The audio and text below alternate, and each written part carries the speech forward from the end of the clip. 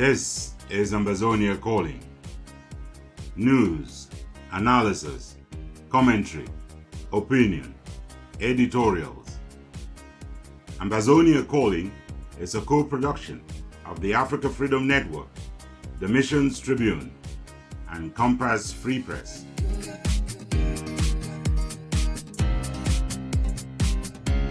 Welcome.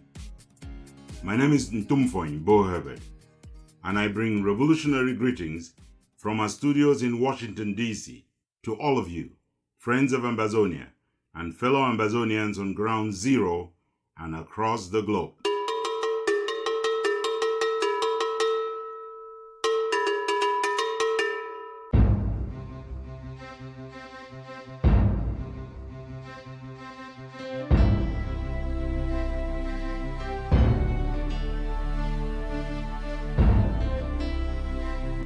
Cameroon has hired Nigerian mercenaries in the war against the independence of Ambazonia.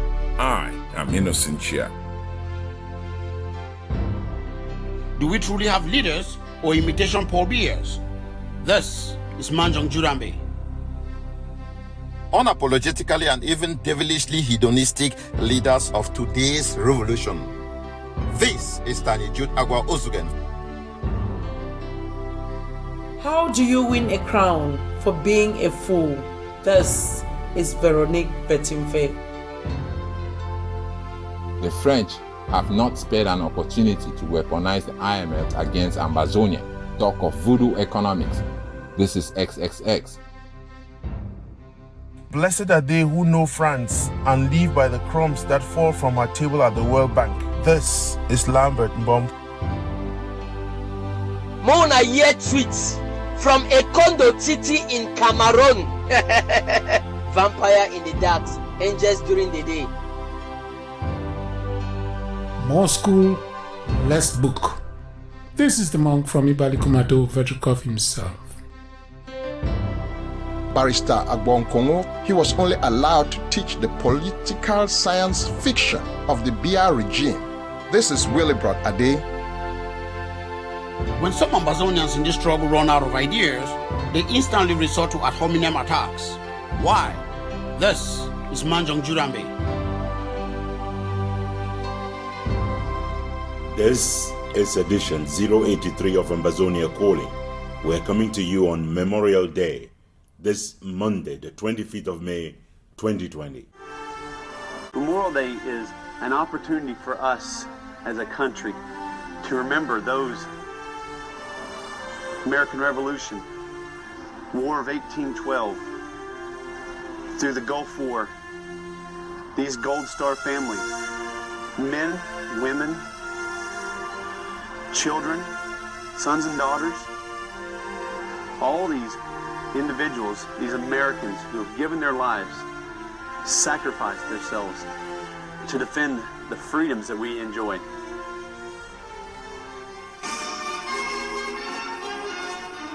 "57 years ago, African leaders who had gained independence from colonialism came together to form the Organization of African Unity on the 25th May 1963.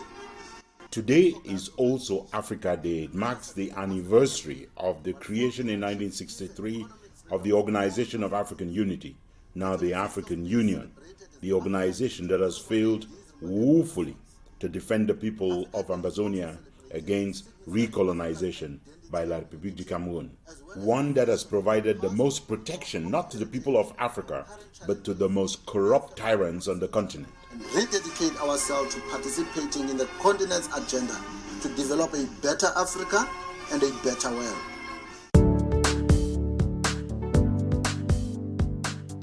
This week, Ambazonia Calling is brought to you by themissionstribune.com, compassfreepress.com, and africafreedomnetwork.com.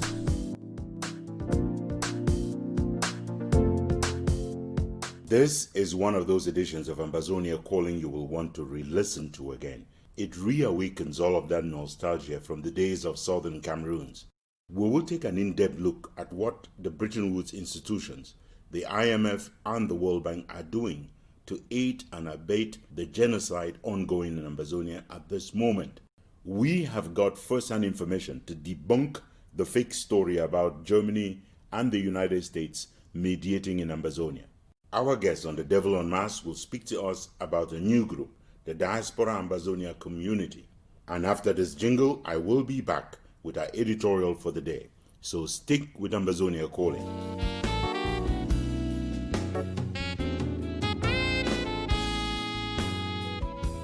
There is an audio message doing rounds on social media in which a male voice, claiming to be General No Mercy, brandishes death threats against the Archbishop of Bamenda, Monsignor Andrew Nkea.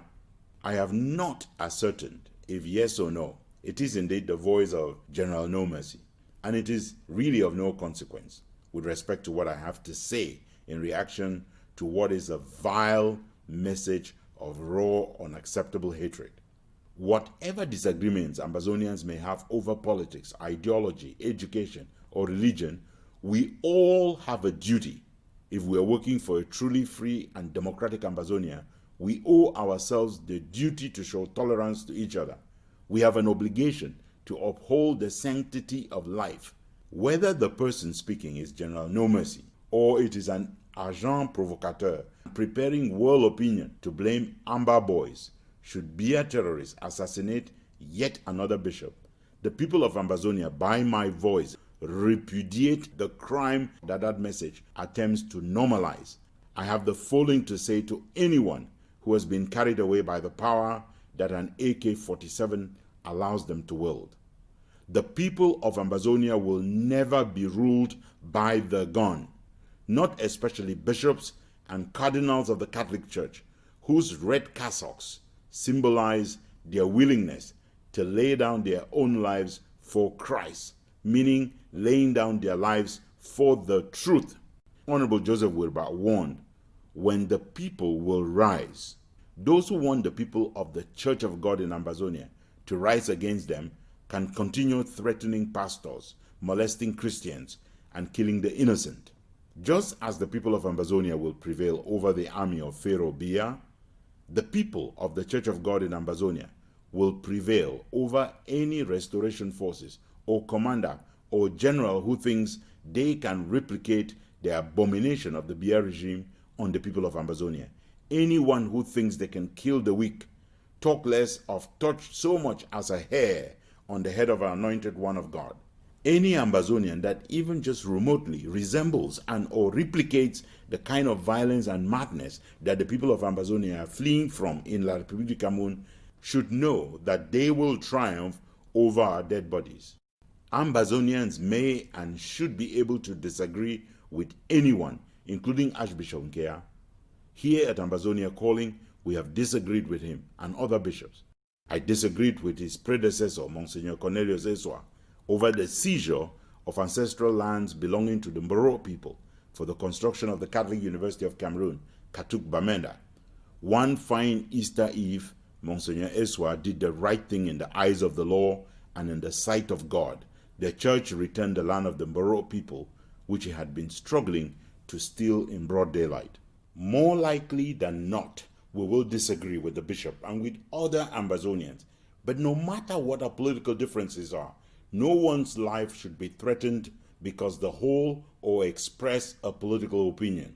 The minority of Ambazonians who still believe that federalism is possible, and that other tiny few who still want some union with colonial Cameroon, they have a right not only to their political opinion, but also the right to life. That right comes from God, not from governments, not from Biya, not from restoration forces, not from any leader of this revolution, and certainly not from any rogue elements among restoration forces. We Ambazonians and people of all races and countries of the world have no right to threaten or to kill anyone except in self-defense. Full stop, next paragraph. It is therefore silly to brandish threats of assassination or to even use actual assassinations to make a political statement. That is what a terrorist like Osama bin Laden did, and we know how he ended up. But let me end by saying this. Ambazonia will be free, and I mean Ambazonia will be free not only from the yoke of recolonization imposed by La République du Cameroun, Ambazonia will and must be free of the few in this revolution who believe that the gun they carry gives them a right to play God. This is Ntumfoyn Herbert, and I leave you with this beautiful juju music just coming out of my ancestral comb. Enjoy.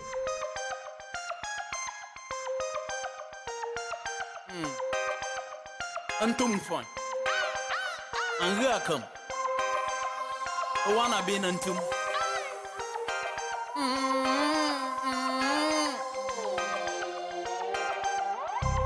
Akfi for enjoying way bello. Away engine come. Away from Don Kalicha Mabum. Any easy monga answer. Atuman and Vota Kelinva. Oh, I'm Tomen Atua. Do Califangela Atuma.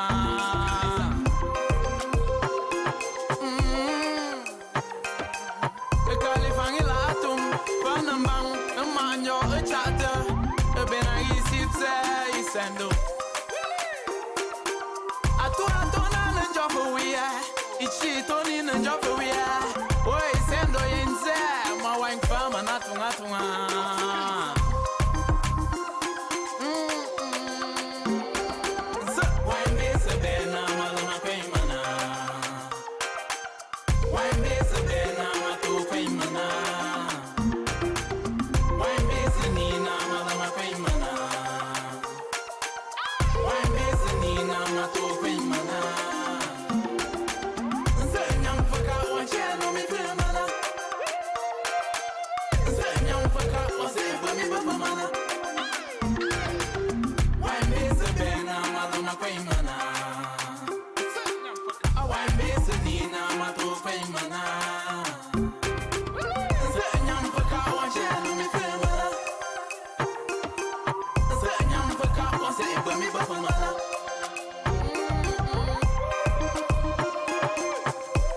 Not only are we celebrating Memorial Day here in the United States, we are also closing out the weekend of two big religious holidays. For our Christian brothers and sisters, this Sunday was Ascension Sunday. Here's what it means. Many of us, when we think of Jesus offering sacrifice, we think just of Calvary, where he pours out his blood and his life on the cross. And to be sure, that is the supreme sacrifice. And we might also think of the Last Supper, in which he pours out his body and blood under the appearance of bread and wine. And that, too, is an essential part of the Paschal mystery. On earth, he fulfills the feast of Passover and the sacrifice of the Passover lamb. But in the Ascension, Jesus fulfills the Day of Atonement. For our Muslim brothers and sisters, they were celebrating Eid al-Fitr, the end of the holy month of Ramadan. Here's what it means. Assalamu alaikum. Peace be unto you. Eid al-Fitr is observed to mark the end of the month of Ramadan. It is a time for prayer, charity, exchanging gifts, and festive meals. Eid al-Fitr is a time for Muslims and a good time for everyone to remember those who are less fortunate. After all, some of the values learned during Ramadan, values of showing compassion, exercising patience, and giving charity, are all essential to the fabric of our multicultural society.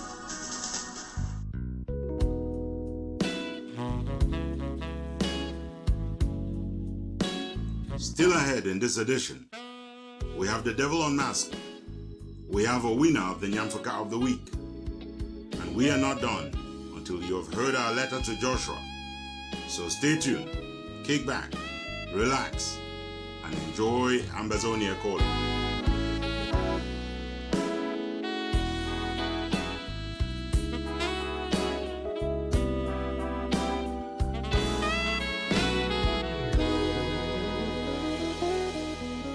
Colonial Cameroon is having to call reinforcement back up from mercenaries in order to deal with Ambazonia. Who would have foretold? That's one of the stories in our long lineup of news of the week, and here's Bobe Innocent here with the first part of our news wrap-up for the week. Ambazonia Calling can now authoritatively confirm Cameroon has hired Nigerian mercenaries in the war against the independence of Ambazonia. Intelligence sources speaking on condition of anonymity revealed that with the high death toll of Cameroonese troops in Ambazonia and a growing resistance among some troops to go fight a war many of them are finding out has a political solution, Nigerian mercenaries have been hired in the hopes that, as English speakers, they will mesh seamlessly with the local population. At a bloody battle Thursday in NGOKETUNJIA, the company with several of the Nigerian mercenaries was ambushed, resulting in as many as 4 deaths and plenty amputations. Mercenaries fighting for Cameroon against independence for Ambazonia are as old as the revolution has lasted. We remember the French had deployed French troops who even brought their canine dogs to the battlefield, but the jungle was too much for their noses to handle. Chadians, Equatorial Guineans, and even the Fulani have been recruited, as we saw in the Garbu massacres on Valentine's Day, February 14th, 2020. Early in April, Sokade forces at their Idiki Fief, near Mamfe in the southern zone, initially mistook Russian troops for French soldiers because they speak French. The French, when contacted, denied the reports. After further research, it was discovered they are Russian mercenaries of the infamous Wagner Group that is based in Africa and now has operations in the Cameroons. Una buy una popcorn, una shidong, una watch movie. Video has surfaced on social media showing a soldier of La République laying a bomb or deactivating a bomb on Commercial Avenue, Bamenda, and walking away from the scene right on the side of the road. Una siam, na den that the Ranka can dismantle the bomb. While many believe that the explosive device could have been laid by La République soldiers themselves, yes, na me I be the sense pass king. The ADF has claimed responsibility in audio and video messages. I be tell una say we be abort our mission for Commercial Avenue. We be target the colonial governor, the chief executor for Pobia genocidal war, Lele Afrique. Yes, it be fear for come pass the Commercial Avenue. We be the fee say they will come make drama for stage 20th May March pass. Or for bomb me for they for jam. It is not the first time the ADF has claimed some military action that turned out not to have been done by them, and on this bomb issue, they claim the ADF put out lacks credibility and has not been independently verified. We no be explode the bomb because we no be the target na civilian them. We the target na legitimate target, because Lele Afrique it need for go meet up a Kema for her. It is, however, one that the ADF hierarchy seems to relish, and one that Biya regime must be very happy to document as an act of planned terror in a civilian setting. 3 young civilians were dragged out of their homes and executed by marauding La République du Cameroon terrorists in Maotu, a village just outside of Muyuka on the main highway linking Ambazonia's capital, BOYO, to the Meme state capital, Kumba. These are 2 young Ambazonians that the military invaded their village, the small village of Maotu. They break into the houses, take them out, blindfolded them, kill them along my 30 Muyuka road. The corpse will be abandoned there have been discovered in the morning by ongoing farmers. The first of the civilians were dragged out naked from his bed and a bullet fired into his abdomen. This is a civilian that has just been shot by the French Cameroon military. So they came into Maotu, and the civilians were running away. This is a young guy that was shot by the military. It's an innocent civilian. The soldiers left him bleeding to die slowly with his intestines out. You can see all the intestines are out. He was being shot today by the French Cameroon military. It happened today at Maotu at 11:30 a.m. this morning. The military invaded the village. As people were running into the bushes, this guy was shot by the military. So the genocide is still going on in Ambazonia. People are being killed on a daily basis. This first killing occurred on 20th May. The day after, today is the 21st day of May 2020. 2 mortal remains of 2 young men were found. According to the girlfriend of one of the boys, who says she was gang raped by the soldiers, the 2 were dragged out of their homes, blindfolded, their hands tied to their backs, and they were tortured. The mortal remains show wounds on their arms and legs from machetes. One of the 2 had his leg amputated with an axe as part of the torture before they were summarily executed and their bodies abandoned. They broke into their houses on Tuesday, the 19th of May, 2020. take them out, blindfolded them, killed them, brutally murdered by the French Cameroon military. The world should know that Mr. Paul Biya and his cabal are still continuing to kill Ambazonians on a daily basis. Some are still missing.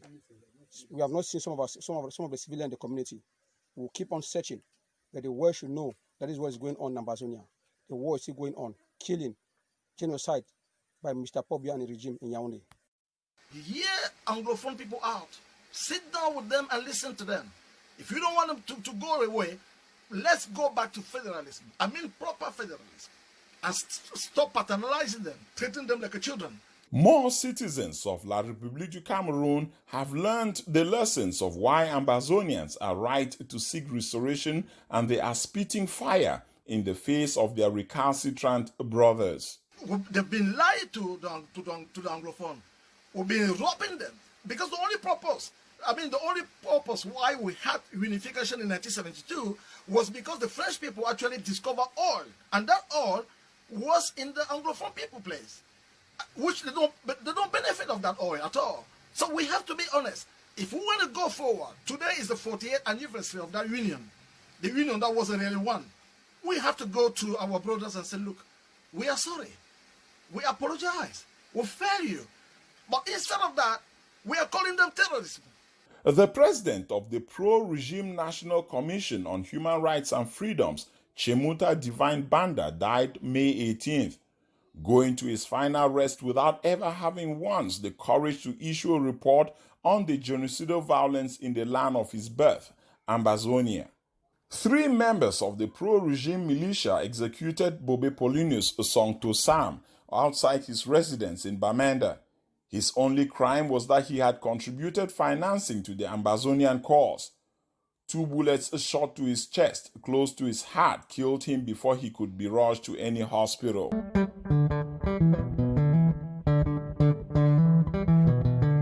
You are listening to Ambazonia Calling, your space for educated news analysis, informed opinions and commentary towards the recognition of a free, independent Ambazonia. I am Ntumfoyn. Stay with us. The story is that there is total panic at the palace of the dictator in Yaoundé. They do not understand who is dying next from COVID-19. Bobe Ntumfoyn is here, and as promised last week, we have this special segment on the most updated information on COVID-19. Another aide de camp to the tyrant of La République du Cameroon, Dr. Colonel Marius Etundi, has died from the coronavirus pandemic. A colonel to the Beti Fanbulu terrorist militia that misrules the Cameroons, he was one of those on Mr. Biya's medical staff. His burial followed shortly after death was pronounced. This is the second close aide to Mr. Biya to have died. A chauffeur to Mrs. Chantal Biya had died earlier this month from COVID-19 as well. The second death comes as news breaks that one of the closest generals to the dictator is also hospitalized under serious conditions with COVID-19. The COVID-related deaths have renewed rumors that the disappeared leader, Biya, may not just be away from public view, but likely and truly gone from this world, as allegedly confirmed by Dr. Colonel Marius Etundi on his dying bed. Whether Biya is a ghost or Lazarus risen from the dead, or the person who made the apparition on CRTV is an impersonator, the most important thing is for Ambazonians to know that deepfake videos will surface everywhere now, and that you can no longer believe everything you see just because you think you saw it with your own eyes. Ambazonians should expect to see La République use deepfake videos to brag about Amba boys surrendering, to put words into the mouths of Ambazonian leaders, to even get some of them to surrender or kiss up to La République. Calls are growing for China to pay reparations for its incompetent handling of the new coronavirus pandemic. The latest voice to speak up is that of Obiajeli Ezekwesili. She is a former Nigerian Minister of Education, also a former World Bank Vice President for Africa. In an opinion editorial published Saturday by the online platform Saharagis, Ms. Ezekwesili calls on China to write off more than 140 billion that its government, banks, and contractors extended to African countries between 2000 and 2017 in partial compensation for setting Africa's development backwards through its criminal negligence. The projected damage to African economies is real. According to the African Union Commission, Africa's gross domestic product will shrink by as much as 4.5%, resulting in no fewer than 20 million jobs lost, hurting the poorest and most vulnerable Africans the most in the absence of stimulus packages on the continent. Africa was on the cusp, according to experts, to replicating what China has done over the last quarter century, during which Beijing has lifted 850 million out of poverty. I am Innocent Chia. Vibes. Dear God, I'm writing this letter to you so that from you I could know what's the truth. Dear God, I'm confused, used beyond what any man can choose. Wasn't I made out of your divinity, created as a light for all of humanity? Dear God, as Genesis says, am I not an initiative of the Holy Trinity? So why do I suffer like those who live in iniquity? Dear God, today I'm 19. Never had a dad who could teach me that to be a teen wasn't just a day's teen. So who could show me that only your love can save me from sin? Who could show me that before I sin, before I think of sinning from within, your love for me washes me clean from beneath? I've lived a life filled with comparison and hate, discussions filled with expressions so fake, trying alone to lift this load off my chest. God, it's more than just a request. My life is more confused than an amateur chess. The more I try to stand, the more I realize that I have fallen. I mean, the more I try to stand, the more I realize that God, I have fallen. I have fallen beyond redemption, left just for condemnation. But today, I watched the rebroadcast on TV. I mean on TV. It said there was someone who could save me. They said he was the architect of creation, father of Zion.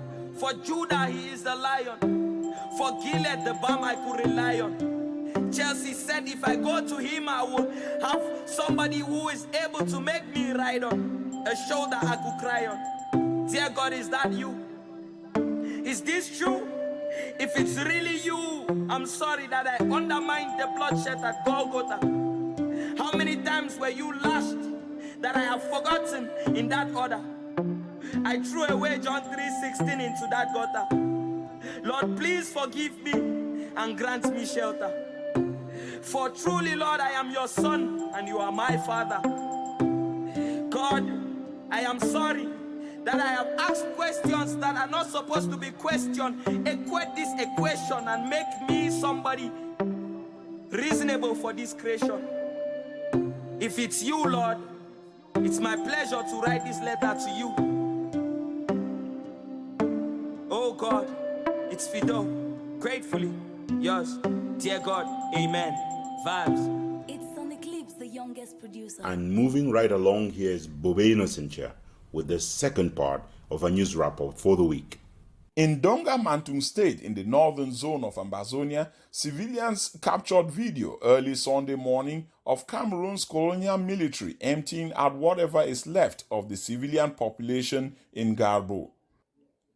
Ambazonia Calling is here to independently authenticate reports that the colonial regime is building a military base on the site of the mass graves of the Garbo massacre. After suffering some setbacks, Ambazonian revolutionary fighters in Balinyonga are messaging from Ganyonga III not to get comfortable in the palace that he abandoned for the safety and protection of Yaoundé, colonial Cameroon's capital. Multiple sources contacted by Ambazonia Calling maintain that the success of the CPDM elites of Bali in the likes of Do Jerome Pambega and Justice Jala Prudence is but temporal, and that Ambazonian forces in Bali are preparing in very short order to roar back like the great fighters that they are. Bienvenue à vous si vous nous rejoignez sur RFI. Au Cameroun, Human Rights Watch s'inquiète des conditions de détention des prisonniers en ces temps de coronavirus. Barrister Shufai Blaise Berignui, one of the Nera 10, is still battling COVID-19. Et elle dénonce le traitement réservé à Blaise Sevidzem Berignui, connu sous le nom de Shufai. Days after a group of soldiers in Mufti attacked him in his hospital bed at the military hospital in Yaoundé, colonial Cameroon's capital, and tried to beat him to death.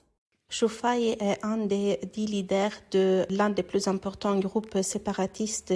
Le 16 mai, il a été amené à l'hôpital militaire de Yaoundé dans un état critique. Il a été ensuite ramené à la prison de haute sécurité dans laquelle il est détenu à Yaoundé suite à dépression du régisseur de la prison. Multiple sources are confirming the arrest Sunday of the sister of Mancho BBC, the jailed Ambazonian activist that coined the coffin revolution. Pictures on social media indicate that Solange Mancho's room in Bamenda was turned inside out and upside down before her kidnappers bundled her and her nephew, the son of BBC Mancho, in a car for Yaoundé. The mayor and assistant mayor of Konye have resigned out of fear of being targeted and taken out by Amba restoration forces. Amba boys are heightening the economic war against colonial Cameroon by enforcing a ban on all brasseries to Cameroon products. In Bafanji, the Ambas descended on a bar where a man and his friends had been drinking behind closed doors. All brasseries products were pulled out of the bar and the owner and his friends commanded to destroy the inventory. Over 20 innocent people have now been arrested in Bangolan, in NGOKETUNJIA state in Ambazonia's northern zone. One of them has been executed in front of all the others, La République terrorist forces who want these innocent villagers to admit that somehow they were involved with or are covering up for Amba fighters who killed 3 soldiers in the village recently. I know the shepherd them they vanish. Hey, leaving the lion and the lamb with the broken leg. There is this great song, The Lamb with the Broken Leg, that has entertained Ambazonians for a while now on Ambazonia Calling. Fight for her life, she had to stand. She couldn't die without the fight. Whoa, whoa, whoa, whoa, whoa, whoa. Someone may need to come up with a song titled The Tyrant with a Missing Ear, after Paul Biya appeared on deepfake video with his right ear missing. Moi, je vais pas vous expliquer les histoires des deepfakes. At least, he is not King Midas with ass's ears. Innocent Chia for Ambazonia Calling. Dosingi waroma FAKO. We sesi chua semaya. Oni ete yari kitani ano mutumoko. Wana mbang nane juma. Nyambenge kanari woso aburo wakabato. Oke utene. Sa somaka sa fair face mask. Dokane kele baba saliti obase kungwene ise. As the world toils to fight the deadly coronavirus, the Elim Naja Foundation joins the government and people of Cameroon to beat this virus and to kick it out of Morocco land. Loka.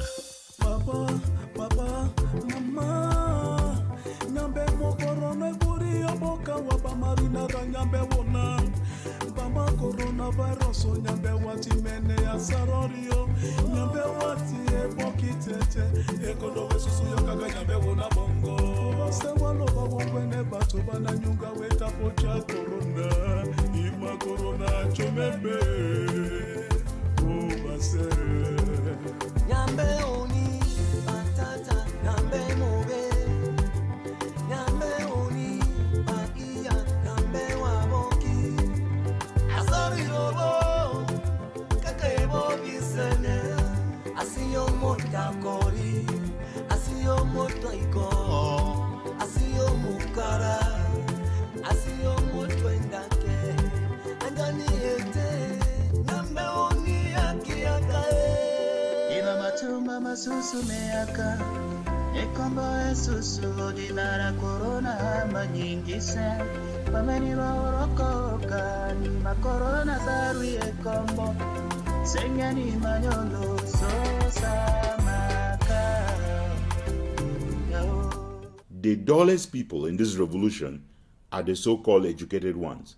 Please don't tell them that I said it, but I did. And I will say it again, giving copyright to whom copyright is due.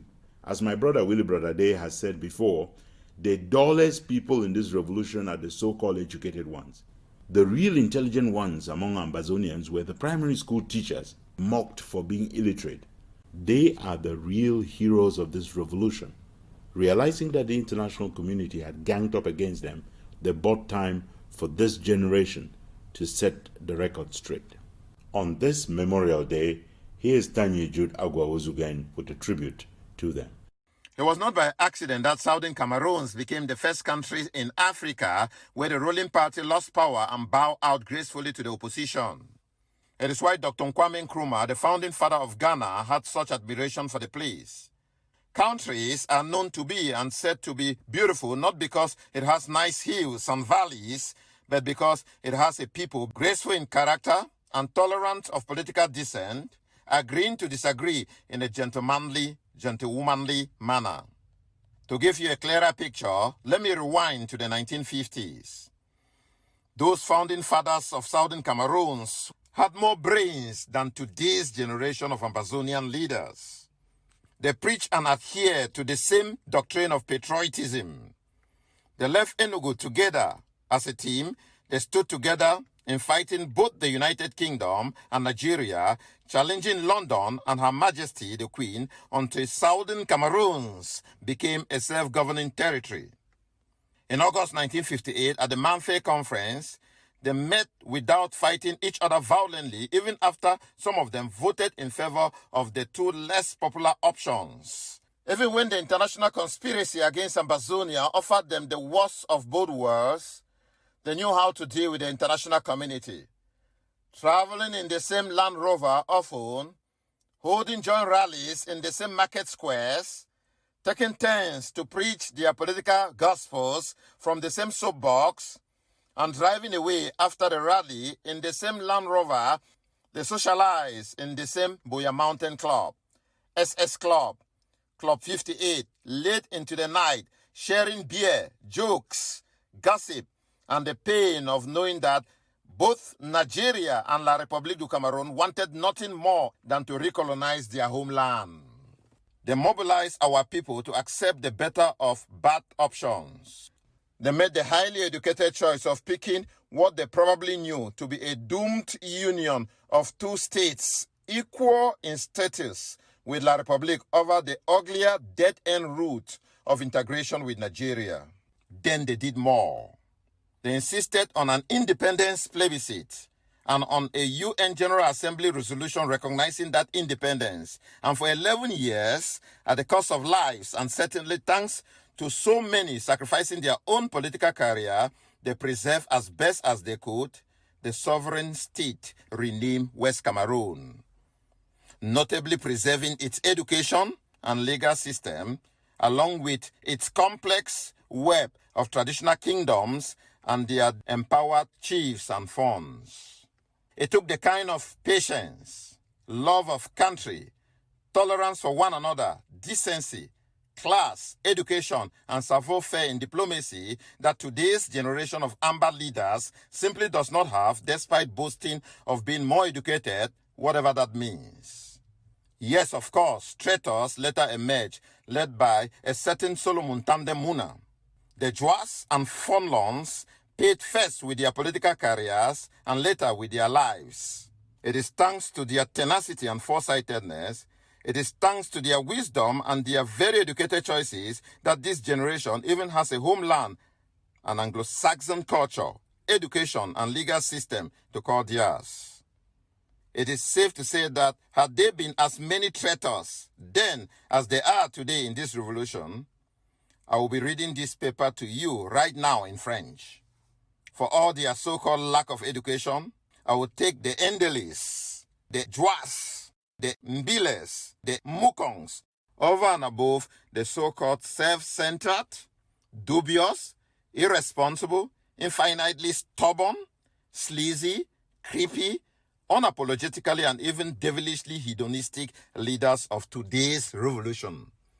This is Tanya Jude Agua Ozugen from Ambazonia Calling. It's DJ Batman on the mix. That's up, boy. Je envoie les militaires venir tuer mes soeurs et mes frères. On est gauche comme les poules chaque jour.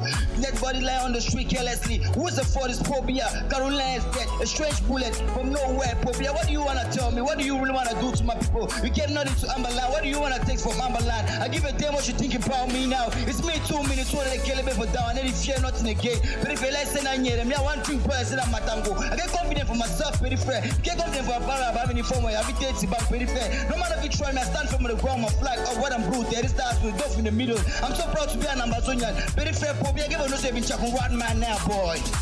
Giving you the cooling I'm a Oja, on love and more than a Congo, in a Consa holding. Giving you the cooling I'm a Oja, on love and more than a Congo, in a Consa holding. You know that a man is drunk with power when he claims that he is ordained to deliver Ambazonia. As I have said in the past days, the Amazonian Governing Council has the power to negotiate the end of Cameroon's tyranny within our country all alone. There was a time when Choayaba had a little reserve and a fair amount of shame when he did not call himself the only cock in town. That was then. Now it is Koba Koba Dokfa Big Pass You time, and Choayaba is as braggadocious as they can be. We have the force to back that negotiation. We have the political wisdom and institution to oversee such a process. Choayaba believes that his AGOVC and the ADF alone can deliver Boya. And that is not all. He continues to rubbish the only internationally supported mediation process available to Ambazonians. We know that Felix Mumio was assassinated in Switzerland. Nationalists from within Cameroon like Felix Mumio was murdered in Switzerland. What Choayaba doesn't tell you is that he was assassinated by the French. It is like saying everybody who died at 9/11 was killed by the Americans because it happened in New York and Washington and Pennsylvania. No country is without blemish. Switzerland is the country where Mr. Biya has banked all the ill-gotten wealth that it has amassed through exploitation and extortion in Ambazonia. And none is indifferent to their national interests. That will include the United States, of course. That includes Switzerland, we like it or not. And Switzerland, though it has leverage over Cameroon, has not used that leverage to force Cameroon to commit to the process. Just look at who is complaining. The one person and organization that is not committed to the process would have wanted others to be there when he's not there. It's like blaming someone else for your absence at the table. We are aware of Switzerland's politics in terms of negotiations. And far too many Ambazonians are fully aware of the politics of AGOVC with respect to only AGOVC can do this. Switzerland's continuous manipulation as far as the Ambazonian question is concerned. Now he is out not only telling Ambazonians that he alone, King Kong, will do this. As I have said in the past days, the Amazonian Governing Council has the power to negotiate the end of Cameroon's tyranny within our country all alone. If you think that this sounds like Biya and the CPDM clique having all the powers to do whatever they want all alone, supported by that Fang Beti Bulu militia, just as AGOVC supported by the ADF militia, you are not alone. The Amazonian Governing Council has the power to negotiate the end of Cameroon's tyranny within our country all alone. We have the force to back that negotiation. He wants Ambazonians to be misled into believing that Choayaba all alone can get the United Nations all alone to do his bidding all alone or the bidding of AGOVC all alone. There is something he will accept though. The only internationally recognized negotiated process that we will be part of will be one that is multilaterally driven. And multilaterally driven means? That involves more than one country. Hello, the Swiss-led process has got more than one country and many multilateral institutions. That is why it is called Swiss-led process. We believe in a multilateral process. And multilateral applies to Ambazonia as well, right? We believe in a multilateral process not only within the context of the constitution of the international system, but within the framework of the Ambazonian struggle. Bravo, there you get it. It's called Team Ambazonia. We will build a formidable front. And that formidable front cannot be built with the spirit of I alone can do this. It is called Team Ambazonia. It's already constituted and you're late for practice.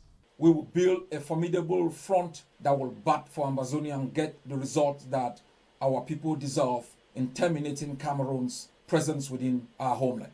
A man who is not smoking power and getting high on it. Switzerland has used HD to play dirty politics as far as our war of independence is concerned.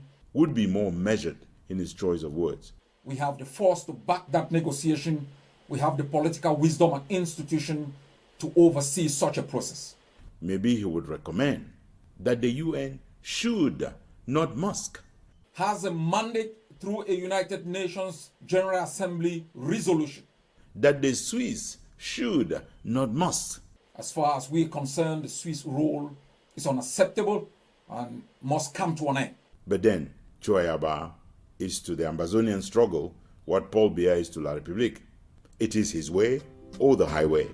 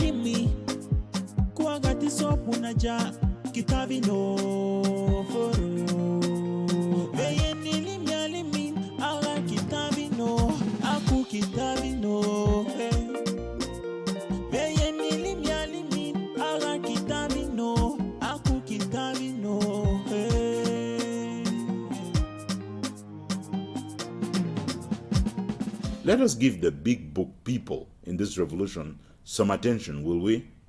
Here is the monk from Ibali Kumato, Vetzekov himself. Today's generation of Oversabi book people are telling you that what they, United Nations, must do before they can sit around the table of negotiations.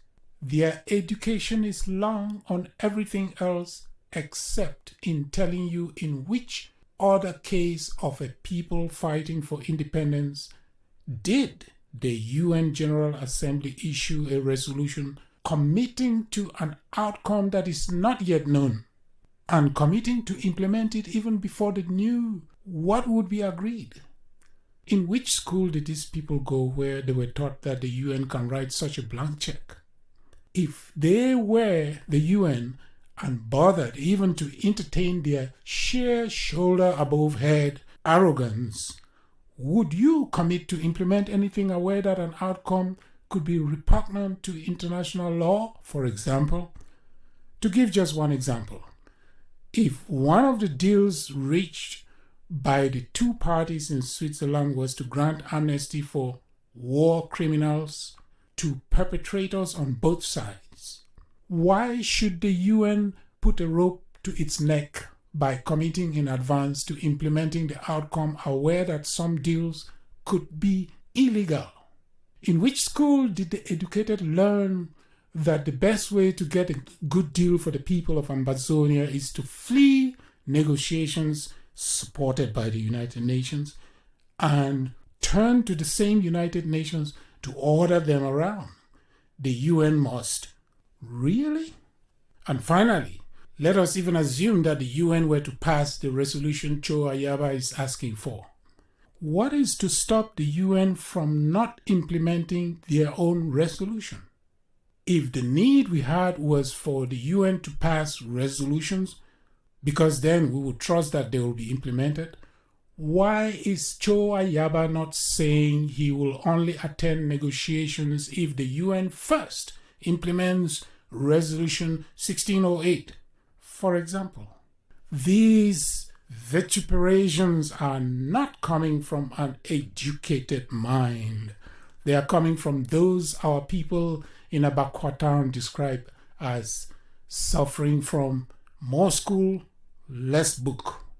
This is the monk from Ibalikumato Vetrikov himself for Ambazonia Calling. We are the Amba people, don't you know us? We are the Amazonia, don't you know us? If you want to know us, you must come in Amba land. Don't you know us? We are the Amba people, don't you know us? We are the Amazonia, don't you know us? If you want to know us, you must come in Amba land. Don't you know us? We are the Amba people. Don't you know us? We are the Amazonia.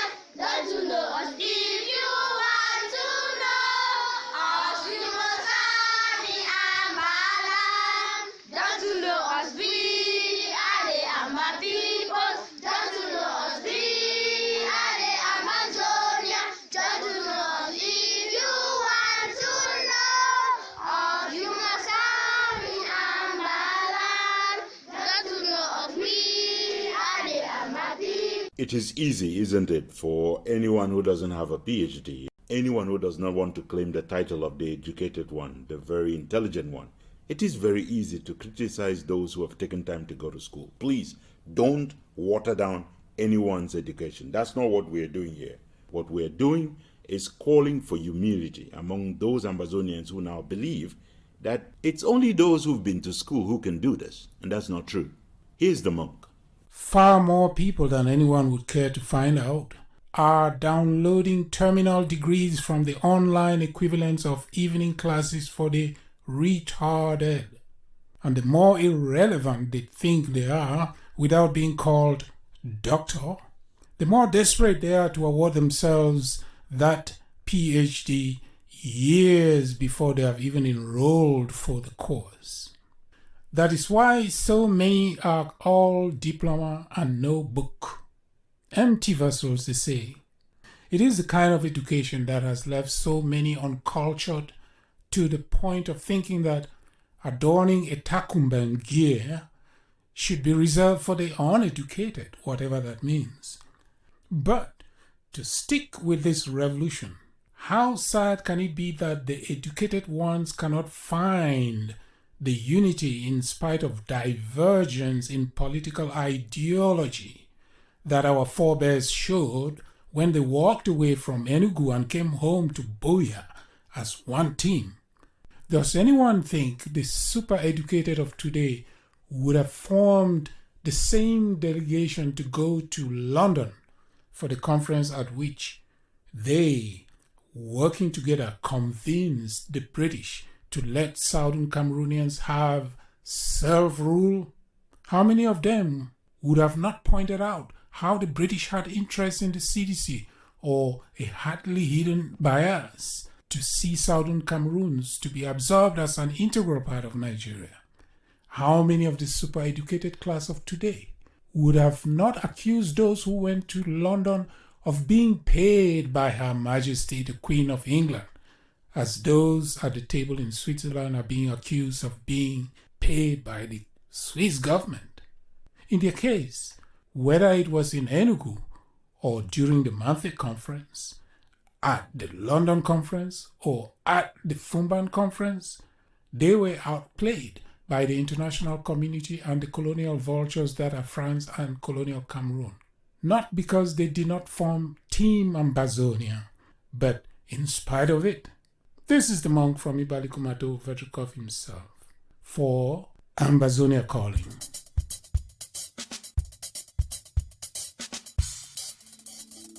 Ambazonia Calling. You are in the heart of the news shrine. Call us the Kalakuta Republic of Commentary, Opinion, and Editorials.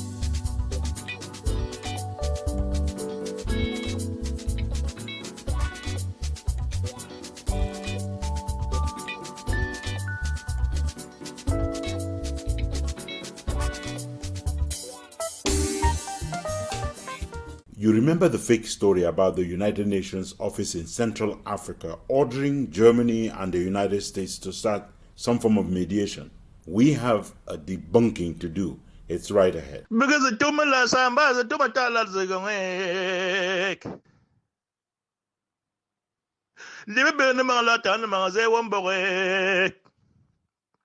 President Owo Butin Chenda to Wolalale Engan Christopher Owo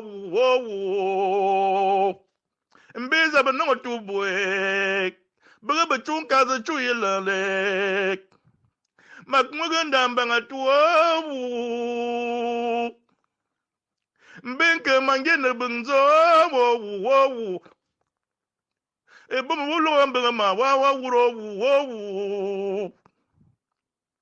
Wawa Awa Ilare Sumazanga Mamokwe Sumazanga Mamofwe Nyomatila Lale Matumukun Kwayandogangewa.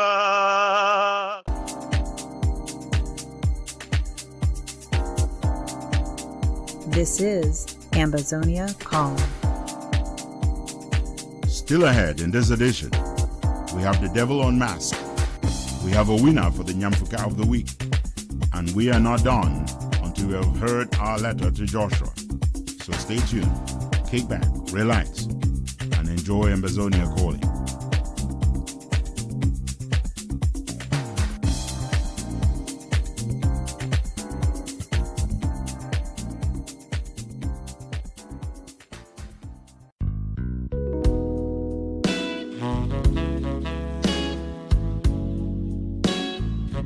There's plenty of shows still to come, so please stay tuned.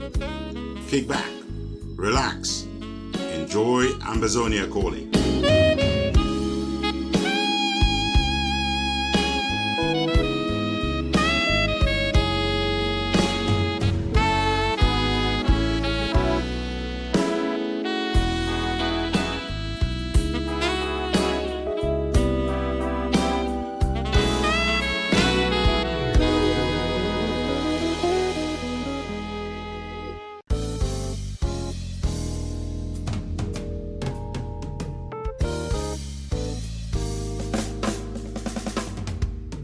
Welcome to our special interview segment, The Devil on Mask, The Truth Out.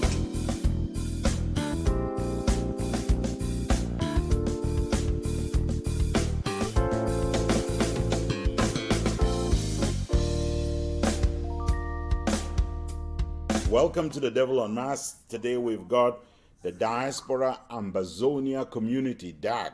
Most of you have not heard about it, which is why we have two people on this program, two of us to interview them. Innocentia is on the line with me. Prince Alem is on the line as well. And the spokesperson for DAC, Vivian Ayafo, is on the line. So let's open up, ladies and gentlemen. Please welcome to The Devil on Mask. Thank you, Comrade Bo, for having us. Thank you so much for having us. We know Alem very well. He's done great work here at Ambazonia Calling. He's a regular on the show, so he's here today both as host and as guest. And Alem knows more about DAC than anybody here at Ambazonia Calling, but we want Ambazonians to know just as much by the time we're through with this interview. So Alem needs no introduction. Let's go to Vivian. Please, could you tell Ambazonians who you are to open up this interview? Okay, thank you so very much, Comrade Bo, and thank you, Comrade Innocent. And thank you all so much for giving us the opportunity, for giving DAC the opportunity to tell the world, tell Ambazonians, tell everyone out there, the community, who DAC is. DAC is an acronym that stands for Diaspora. Can we just start with you first? So, who are you? I am Vivian Ayafor, an Ambazonian. I'm a spokesperson for DAC. I know you don't want to know any more than what you already know. No, that's cool. Yes, sure, I'm very married. That's wonderful. Sometimes it's good to know that. Vivian, you had to just sneak the one in there, didn't you? She's good. Vivian, I can hear some noise in the background. Are you at a sports event? I am actually in the tennis court, trying to get some of this corona whatever out, lash it out in some tennis balls. So that is I'm actually good. trying to catch up some exercise here. That is good. Social distance as you do it, but thank you very much for doing the sports. It's so important for all of us to keep that health together and to be in a good shape to fight in case we get hit by COVID-19. You are the spokesperson for DAC, the Diaspora Ambazonia Community. What is DAC? DAC is an acronym that stands for Diaspora Ambazonia Community. DAC is actually an initiative, a community initiative that is out to get the community come together, first of all, to unite Ambazonians. DAC's first goal is to unite Ambazonians, to get everyone who is fighting for the freedom of Southern Cameroonians to come together. Fill us in here, Madam Spokesperson. How did it start? A few people within the community from all walks of life came together and realized that, you know what, after all is said and done, with all the politicking, with all the bickering and getting angered at everybody and the hate, DAG came up with this initiative that is its main aim, its first aim is to bring us together, is to bring you and I together on a common platform. So is it a political movement? No, it is not. It is not. It is completely apolitical. It is more humanitarian. It is more community. DAC is you.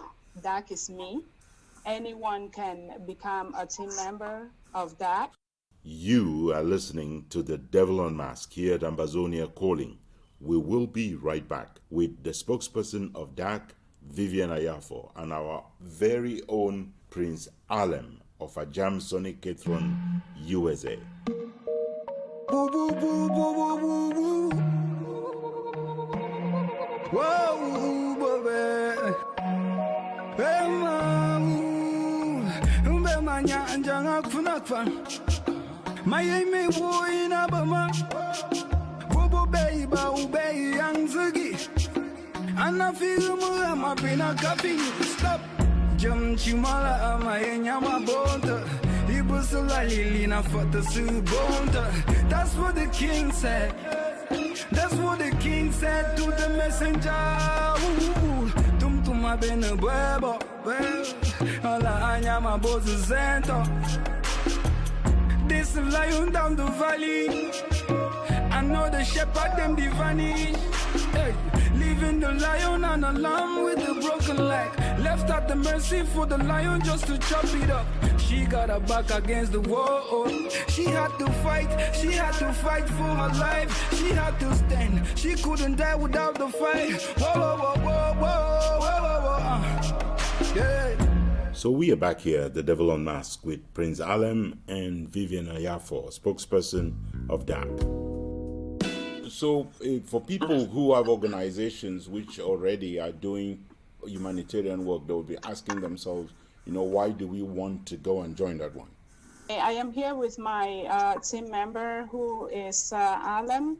I will like to handle some of these questions with him because within DAC, we work as a team and we are here as a team. So Alem, are you there? Thank you so much. I am here. I guess the question was why DAC, right, Comrade Bo? Yep, that was the question.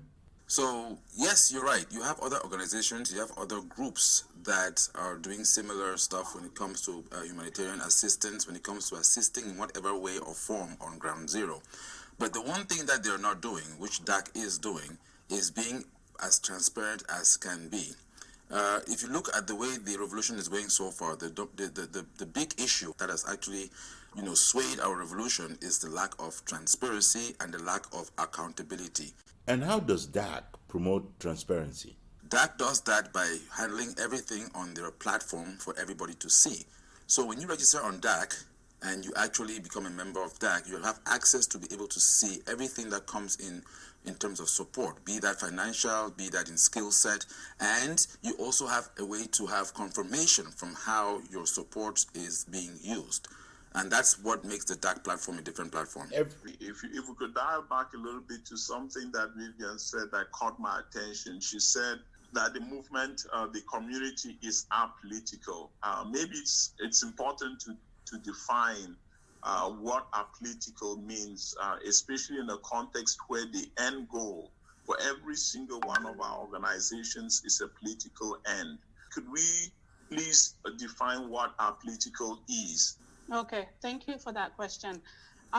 When I mentioned apolitical here, I mean anyone can join that from any political background, be it you're coming from whichever IG, you're coming from ARC, you're coming from whichever background, you are very welcome into DAC, because DAC is that community, it is that melting pot, right? We are more of humanitarian. We do not care what your political ideology is. We do not care whether you are Southern Cameroonian or not. Africans are welcomed because that is not an initiative that ends within Ambazonia. That goes beyond Ambazonia. So we would like to stay apolitical because it's a community initiative and nothing to do with politics. It's a uniting factor within Ambazonia. So you would be saying for Ambazonians who are focused on independence and who are saying to themselves, we got competing goals here for our money, we want to buy sticks, some would say for self-defense, some would say, you know, I just want to make sure that the self-defenders on the ground have got even some food to eat. They would say to themselves, why should we fund humanitarian versus making sure that self-defense is working? Comrade Bo, in a war, there are many fractions of a war, right? When you talk about self-defense, you know, people go out there and people get wounded. People need band-aids, people need food, people need shelter. So DAC is not directly involved when it comes to self-defense. However, DAC does handle the humanitarian aspects of the war, be that working with foundations like Aya Foundation, for example. You are listening to The Devil Unmasked here at Ambazonia Calling. I've seen a lamb looking straight in the eyes of a lion, in the eyes of a lion. She says she's so fear deep inside the eyes of a lion, in the eyes of a lion. That's what she said, that's what the king dreamt about. That's what she said. Welcome in, well look at, well be back. Now I know, now I'm back. You bust a boon down, but I'm gonna for the news, the lamb with a lion heart. She's just a lamb with a lion heart. She's a lamb with a lion heart. She's just a lamb with a lion heart. Yeah, she has a heart full of love. She has a heart full of love. Hey, she's a lamb with a lion heart. That's what the king said.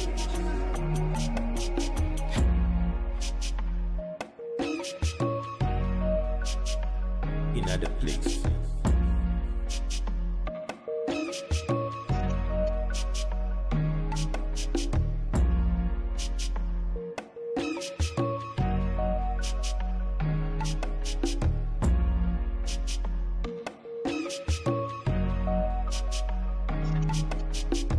Welcome back to The Devil Unmasked. We got Innocent here. He's got a question for Prince Alem. He wants to find out what he means by handles. When I say handles, I'm talking about working with credible foundations, credible groups that have a track record, that are proven and are able to deliver when it comes to delivering on ground zero or ground one. Could you give us an example of those credible organizations? Because in my opinion, when we're talking about credible, and to the point of the question that Ntumfoyn Herbert was asking, a credible organization for me would be, say, you are working with the Red Cross, that you are working with Catholic charities, that you are working with organizations that add to the pool, as opposed to the same pool of, say, Ambazonians or even Africans, if we were to extend the group as Vivian just pointed out. Are you working with these organizations, or what are the organizations that you say are credible organizations? So it is our intention to expand to work with such organizations, right? For now, again, DAC is just about a month old. Okay, DAC has not reached out to that extent into working with, let's say, the WHO or the other groups that you did mention. Right now, for example, when you look at the humanitarian groups that are within our community, and Aya Foundation being one of them, we're referring to that one being a credible one because we have seen what they have done in the past and we see what they continue to do. Again, the DAC system works in such a way that when you carry out a campaign on our platform, you have to have results. You have to have evidence that the funds that were allocated to that particular group were well spent. And that is why DAC is not just another group. DAC is actually registered. DAC is actually applied for the 501c. So if you were to try to, quote unquote, let's say, mismanage funds with DAC, DAC can come after you. Just as if you find out that there's something going on with mismanagement of funds within DAC, you can also come after DAC. But again, that's another point that puts DAC at a different level. But all other organizations are registered in some form, are supposed to respect the laws of the United States if they're registered in the United States or any other country, and yet we've had situations where people have not been accountable. But Comrade Bo, I think that's been because I think it's a two-way street. I personally would have to hold Ambazonians partly responsible for that as well, because if you think about it, when you were giving your funds to this particular group, what was the agreement that you had with this group? With DAC, you don't just come in and give your funds. There's a documentation that you have to fill out. You have to actually agree to certain terms and regulations. And I think that when we look at what has happened before in terms of the groups, that did not really exist. Somebody wakes up and tells you that I'll take you down to this place on this particular time, and we all believe that particular person. Now that did not come to pass, and so we have to now ask ourselves what went wrong. Well, we can point the hand at the person, but we also have to point the hand at ourselves. When you were given that particular fund, and this should be the case, any group you're giving your monies to or skill set to, you have to question that and have an agreement with that group. DAC has that up front. You are listening to The Devil Unmasked here at Ambazonia Calling. We will be right back.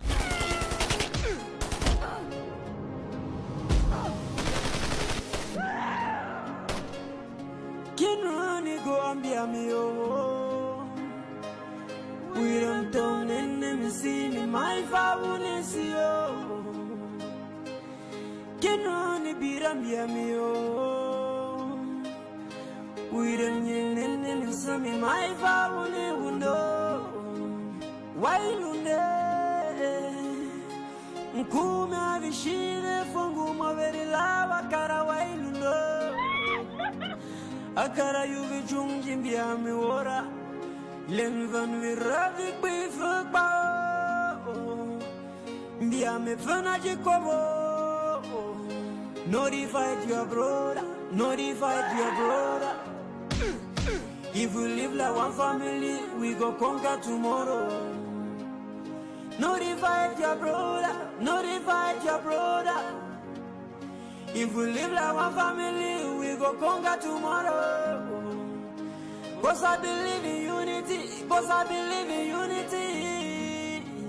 If we live like one family, we go conquer tomorrow. Welcome back to The Devil Unmasked. And before we went there, we were talking about the difference between group and community. What is the difference? DAC also, because it's a community and not a group, DAC has a responsibility to be able to work with these groups. And that is why when Vivian said we're not politically affiliated, she was correct, because even if you are a group that has gone north, south, east, or west, DAC is open to work with you so long as you can toe the line with DAC. A couple of quick questions here. The first question would be for you to help me differentiate between what a group is and what a community is, because I believe a community is a group.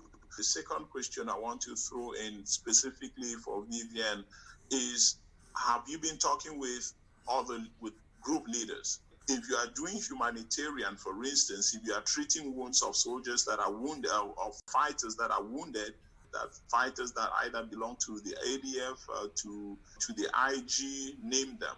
And so there has to be some kind of agreement, I would want to believe, with these groups. Is there anything, any reaching out? If so, with which of the groups? Thank you. As of now, we're not reaching out to any particular group. We did a few humanitarian gestures to Bafut in the past. We haven't done any recently. But like we say again, it doesn't matter what the group is. It doesn't matter what the group is affiliated to. We honor every single humanitarian gesture. It has nothing to do with who they're fighting for or what particular political group they're fighting for. So we are a group, we've been just a month old in the community, and we are still growing every day. Just to give you an idea, and just to add on to what my comrade just said, if you go to our website, www.dac, that's DACOMMUNITY.org, dacommunity.org, you actually find out the different groups that we've worked with. For an example, we work with the young farmers in Nigeria. I think that's ground one. We provided tools to those farmers, and the exchange was we actually had to fund that particular campaign that was put up there. The farmers got their tools. There's a confirmation from them about that, and there's actually a video that shows them receiving those tools and thanking DAC for it. If you look again, there's another campaign on there, Fadawa One Women CIG group as well, which is also another agricultural project that DAC took upon themselves to do. It was funded, and when you go to the campaign, you have a history. When was it funded? Who took the funds? Where were the funds transferred to? What is the feedback from that particular organization or group? How did the feedback come back? Is it in emails? Is it in letters, confirmation, videos? Those are all listed under that campaign. 3 years from now, you can go back to that campaign and see the history of that particular project, especially if you contributed to that particular campaign. The last one was supporting the people of MANYU in Bafut. A couple of weeks ago, I believe it's about 2 weeks ago, there was a massacre in Bafut, and the DAC team rallied themselves together and were able to actually send $1,000 down into that area to be able to help with the atrocities that were committed on there. Again, this is what would make a community different from a group. Groups are targeted and focused on particular specific aspects. For an example, the community is everybody, and so DAC is working with different various groups. DAC is working with different organizations to try to actually make sure that this struggle is short-lived. You are listening to The Devil on Mask here at Ambazonia Calling. We will be right back with the spokesperson of DAC, Vivian Ayafo, and our very own Prince Alem of Ajam Sonic Catron, USA. As you know, Prince Alem and the monk from Ibale Kumato, they do all the magic with our jingles here at Ambazonia Calling. They think depend me, they think depend me. They think they touch me, and they think they worry me. As I see my remedy, they cry so badly. Kule ya mami them, atongani kongongo. Say my sila, Sabenikela. Wiratira ki uka fiye. Kibir be say me jakirio. No divide your brother. If we live like one family, we go conquer tomorrow. No divide your brother. If we live like one family, we go conquer tomorrow. Cause I believe in unity. If we live like one family, we go conquer tomorrow. We are back here at The Devil on Mask, and Bobe Innocent here just raised a question with Prince Alem to talk about accountability and transparency at the level of DAC. You mentioned $1,000 that you spent in Makwi in Bafut for the war-torn people out there. How much has DAC received so far, and how much has it spent on the respective groups that you have supported? If you go to our main website again, if you go to www.dacommunity.org, right now as I'm speaking to you, on the main page, those numbers are always displayed. As of today, right now, DAC has raised $15,178 in 40 days. DAC has 305 registered members and counting. DAC has spent $1,509.94. That's the gross payouts that have been paid to various projects. And again, this is all within a month. Those projects, how were they picked? So the projects are vetted. So what happens is that on the back end, what happens is if you have a foundation or you have a group that comes in that wants to put a campaign up on the website, we sit down with that particular group and we go through a vetting process to try and make sure that the group is a credible group as well, and a group that means well. Just to give you an example, I think a couple of days ago we were actually approached by SCBC. SCBC would also like to collaborate with DAC. So how is the process going to happen? Collaborate means what? Well, collaboration in terms of the fact that we're going to work together, so we can actually help SCBC to raise funds. What we would have to do is we have to put up a camp. Correct. That's not humanitarian. Pardon? That's not humanitarian. Is it not SCBC Broadcasting? SCBC Broadcasting Corporation. That's correct. Is that humanitarian? It depends on how you look at it, because SCBC does help to transmit information back home, right? So even when it comes to SCBC, yes, SCBC does help to carry information back. So that's just an idea of working with a particular group. Any group can approach that to be able to collaborate or work with, and we'll be able to work with them to actually collaborate and move our struggle forward. Working with SCBC, it helps. SCBC, again, DAC does not own a group. DAC does not own any particular group or organization. So for an example, we have to rely on existing groups. If we're talking about, let's say, promoting DAC, or let's say, going on the airwaves, a platform that we can work with could be SCBC or any other platform. If SCBC is looking for assistance to be able to raise funds or finding a way to promote themselves, they are willing and able and welcome to be able to use the DAC platform. The same can apply to Maurice. Maurice can also say, listen, we would like to use your platform to be able to raise funds. The people are coming to DAC because they're looking for the transparent aspect. Most groups, as you mentioned, Innocent, I think the issue that was going on is that there was no transparency, there was no accountability as clear as what is happening on the DAC platform. The big question that we asked you at the beginning, and I want the spokesperson to come in when she thinks that the question is one she wants to take, but the big question for all Ambazonians listening is, why should I give my money to DAC when they're doing humanitarian and my goal is to get to independence, and one of the big parts to that is do diplomacy, do legal, and do self-defense on the ground? So people have to say, I got $100. Why should I give it to DAC versus give it to SOCADEF, to ADF, or to NSC? How do you answer that question? Okay, let me take that question, please. The reason why someone, for example, I had a friend from London who called me and said, Vivian, I've been giving my money to different groups to sponsor initiatives on the ground, and I've never had a thank you or recognition or acknowledgement letter.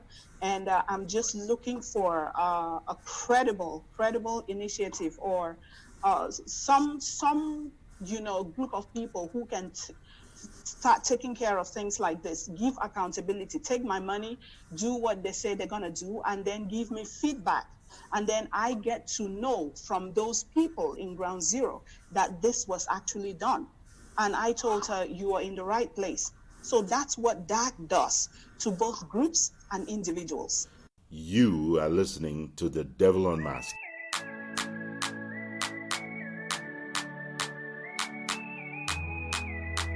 Ramagade, legede, oh, rabosatala, brosagade, lika brazandala, Jesus.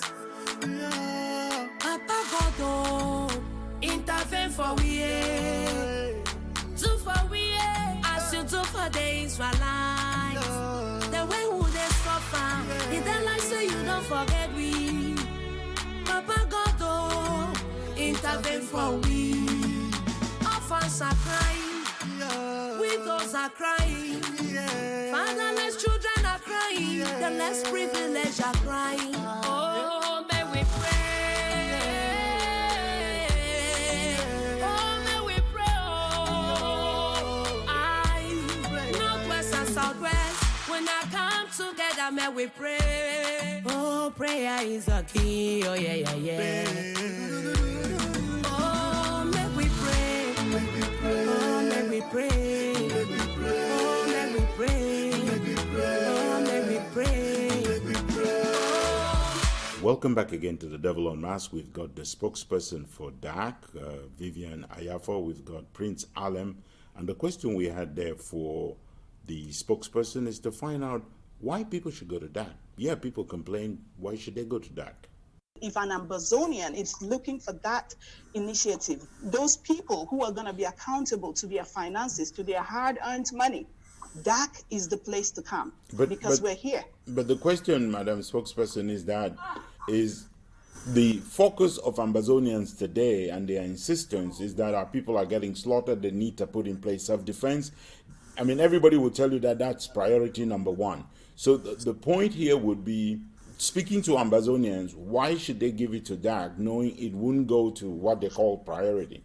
This is another way I can approach this question, right? If they want to talk self-defense, DAC is humanitarian, but we can talk in the background about details on any self-defense project they might want to do. But self-defense is a right, so why are you shying away from it? It's not like you will be committing a crime if you did self-defense. It is, but DAC, I still insist, is a humanitarian organization. We will take care of the wounded, we will take care of everything humanitarian, but we will not discuss buying guns or doing whatever thing. Yes, we understand self-defense is a right, but doesn't DAC deserve that right to stay humanitarian as well? No, absolutely. I mean, I'm asking questions here that Ambazonians will be asking. The other thing you mentioned about being apolitical, if one organization that you cited is the Aya Foundation, and as you know, they're being accused by the Cameroon government of gun running. You know, everybody gets accused. DAC is going to get accused of, you know, that money you put in Bafut like that was for guns. That's what you're going to get told. So I don't understand how you get to be apolitical in a situation where you need to be as political as possible to get your people free. By the way, however the Cameroonian government look at it, I don't think the Cameroonian government is the right regime here to decide which organization is right, which one is sponsoring terrorism, or which one is not. Because it doesn't matter what you do, they're still gonna accuse you, right? So DAC as DAC, we are not going to be surprised if that happens. Okay. But we all know that Aya Foundation is a humanitarian organization, and personally I've dealt with Aya Foundation, and I've never had any dealings with them as far as, you know, gun supplies or whatever is concerned.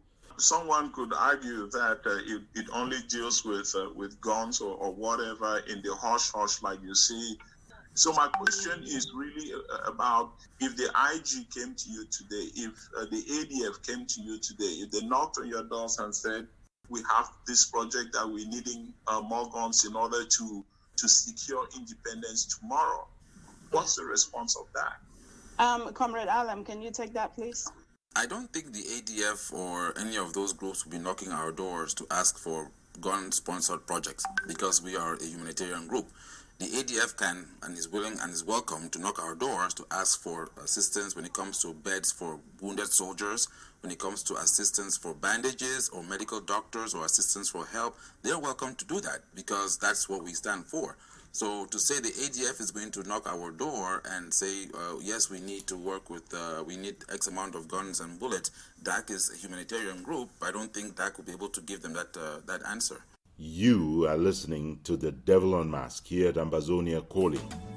Killing every day, we are killing ourselves. Every day na bum bum bum bum, every time na to to to to. Oh, we don't tire, Father fight for us. According to your word in Exodus 14:14, it says you will arise and fight for us, and we will all be so. Papa give us victory. If you go for Munyenge, everybody then are for bush. Munyenge know the exist, oh. Again, no. You go for Papa. Oh, houses they don't burn them down. Who be render homeless? Hey, yeah. You go for a corner. They did broke now from house to house. Anybody that meet up a more, your name not die. Now wait till we do. Now wait till Bambenda them do. Now wait till we do. Now wait till Southwesterners do. Everybody don't run here because of wuru wuru. Everybody don't run here because of patata. So many don't go next side. Hey, yeah. So So one day for refugee camp, for every nation for this world. When you go there, you go see them. So one day for street. So one day they sleep for moto for Nigeria. You go see them there. Papa God, oh when Gazume, yes so we're a wow. Oh make we pray, oh make we pray, oh make we pray, oh make we pray, oh make we pray, oh make we pray, oh make we pray. Prayer is a key. Hey Jesus, make we pray. Welcome back to our last segment of the Devil on Mask for this edition of Ambazonia Calling. We are still in the presence of the spokesperson of DAC, Vivian Ayafo, and with Prince Alem. Again, let's go back to where we started a little bit. What about organizations that are going to tell you that you're just picking the ones that have some name recognition, got some stardom, like the Aya Foundation? Who is going to know about the group from Ibali Kumato, for instance? Well, that's why, Comrade Bo, we have the groups register, right? So, for an example, you have Aya Foundation, you're looking at groups that are, when those groups are trying to get funding from DAC, you have to have registered as a group. So you are saying, and I don't want to cut into, but I want people to understand this, you are saying any group on ground zero, ground one, around the world that works with Ambazonians, that wants to register, wants to participate in funding from DAC, they need to go there and register. That is correct. That's part of the process. How much to register? For the groups, it's $100 for the groups, and for the individuals, it's $20. What happens with $100 when you've paid it in? Okay, so if you go again to our website, and I keep on pointing to this website because everything. I don't want to go to the website. This interview. Yes. I'm just saying. This interview will send people to the website. These people who are listening to us just on Ambazonia Calling, they need to hear this answer. So it'd be great to point them to the website, but also give them that little answer. Okay, so when you go to the website and you make your donation if you're an individual, you pay $25. If you are a group, you pay $100. What happens to that money? Right there, there's an everlasting campaign called the Community Relief Basket. That's like the DAC basket. So when you register, that's where the funds go. Now, what is that basket there for? So when you have the other campaigns, like let's say, again, I use Aya Foundation. Let's say, for an example, that there was a breakout in the prison of COVID-19. Which days? And they said, look, we need to have some masks, we need to have A, B, and C. Aya Foundation can now come and say, listen, we are registered on the DAC website. We need to raise $2,000 in, let's say, 2 days, right? They put the campaign up. Now, at the end of the 2-day campaign, they've only raised $1,000, which means that they're short $1,000. DAC can now go into that general community relief basket where you and all of us paid into, take out $1,000 from there and fill up that campaign because it's an emergency. We're trying to stop the spread of COVID at the prison in Kondengi, for an example. And then DAC will now come back to the community and say, hey, listen, we have taken this money out, help us to put that money back in place. So that's where the money goes into, and that's what the money is for. It's an emergency relief. We use those funds to inject into incompleted campaigns, if they are emergency campaigns, and people were not able to raise enough money to fill up the campaign in due time. You are aware, are you not, that depending on the classification of a conflict, that it makes it either possible for humanitarian assistance to move around or not move around? We have seen the United Nations prevented from going to places around Amazonia, and we've seen people burn out resources, including humanitarian assistance that was provided. If DAC is apolitical in a setting where our people are extremely tied to the issue of independence, if they have the impression that what this might be could be funds that, anybody could put funds, not so. So Larkovik is welcome to put funds. Atanganji could put funds in there. So what are you going to do to make sure that the people of Ambazonia understand that this is pro-independence, which then brings you into the political? Well, let me take the first part of the problem. So when you are coming in, for example, again, like you just mentioned, two people there who are quote unquote our what I want to use a lighter word, but I think enemies. I have to use the word enemies. Yes. So they can put money into DAC. Yes, nothing stops them from putting money into DAC. DAC needs money. Ambazonians need money. Southern Cameroonians need money. Now the question is, how do they get the money out? Nothing stops Atanganjo from putting $1 million in DAC. Nothing does that. You can wire the money, you can do that. We will accept the money is there. But the money shall be used as to how DAC sees fit. Are you saying you're going to accept blood money? No, I'm not saying that we're going to accept blood money, but nothing prevents Atanganji from using a different name, right, and putting money into DAC, right? Okay. As a matter of fact, he could come through Morris and put money into DAC. We will Oh, not know. no. but I get the point. I get the point. We will not know that. But it's how the money is spent. Yes, that's how, you know. I get the point. he can actually hack through Morris, through Comrade Bo. That's putting an exclamation mark to it, Madam Spokesperson. So I think this is all we've got time for on The Devil on Mask today. We were welcoming Alem of Ketun, USA, the man who does those wonderful jingles. God, my goodness. Thank you, Alem. And we have Vivian. She's the spokesperson for DAC, the Diaspora Ambazonia Community. And we had Bobe Innocent here. Thank you very much, Madam Spokesperson. Thank you, gentlemen. Thank you so much. Thank you for having us. Thank you. Thank you. Again, www.daccommunity.org. Go see for yourself. Are you running advertisements? Should put that on SCBC. Okay. Okay, that's good. I have to run the advertisements wherever and whenever, right? Okay, that's good. You did a good job with that. You guys charge. All right. Thank you very much. Okay, enjoy, guys. Yes, sir. Thank you.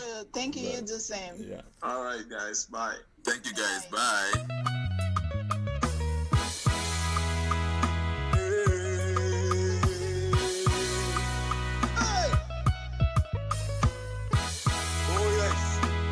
Thank you, God. Thank you, my Lord. Hey. Come, Holy Ghost, come. Holy Ghost, come. Come, come. Holy Ghost, come. Come, come. Hallelujah.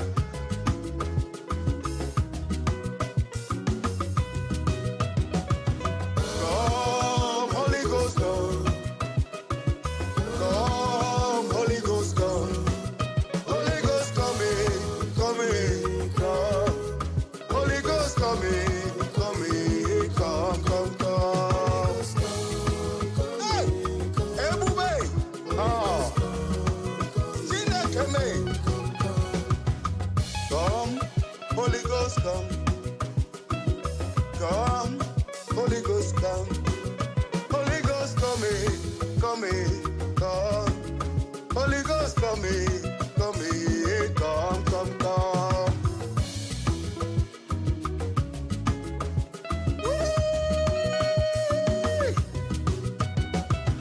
Keep up, keep up, keep up, keep up, keep up, keep up. Hey! Aye, aye, aye.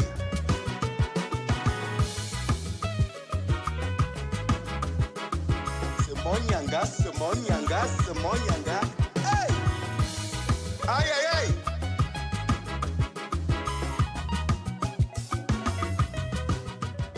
No one anywhere around the world should mistake what the people of Ambazonia are looking for. They're looking for restoration of independence, won in an independence plebiscite and confirmed by a United Nations resolution. But it is important to understand how that state was deconstructed, destroyed, and a big attempt made to assimilate its people. And the man to take Ambazonia Calling back in history and to point it out step by step is Willy Brotade. La République du Cameroon has been fighting anything Southern Cameroonian from the very first day of this God-forsaken union. If it was from Southern Cameroons, it needed to be killed and buried forever. It did not matter what it was. And so it was that institutions like the House of Chiefs, the Produce Marketing Board, PowerCam, PWD, Cameroon Bank, and many others were either eliminated or reduced to a francophonized caricature when they were not simply bundled out of West Cameroon, as we were known then, taken to East Cameroon and entrusted into the care of some chop-broke-pot kleptocrats. Even counterproductive things like a 2-shift workday separated by a 2.5-hour break that allowed people to go home and sometimes never coming back for the afternoon shift would not be scrapped for fear of being seen as adopting the more productive 8-hour workday from us. To show the extent to which the colonizers understood that they were already losing the battle to assimilate us, you only have to look at their persistent moves to destroy any institutions that we brought into the Union as our colonial heritage and anything else that we managed to wrest out of their hands thereafter. Such gains, like the creation of the GCE board, were finally unraveled in favor of restoring a hybrid structure whose only mandate is to eviscerate any remnants of independence the old board once enjoyed and put it under the control of Yaoundé. In the same way, the so-called Anglo-Saxon university that was created in Buea was quickly denuded of its moniker when the colonizer flooded the place with French-speaking students and Cameroonese administrators or lackeys of Ambazonian extraction, once they figured out that giving us a university to run according to Anglo-Saxon traditions was a big mistake. So they proceeded to destroy it from within by suppressing free thought and other hallmarks of the Anglo-Saxon university.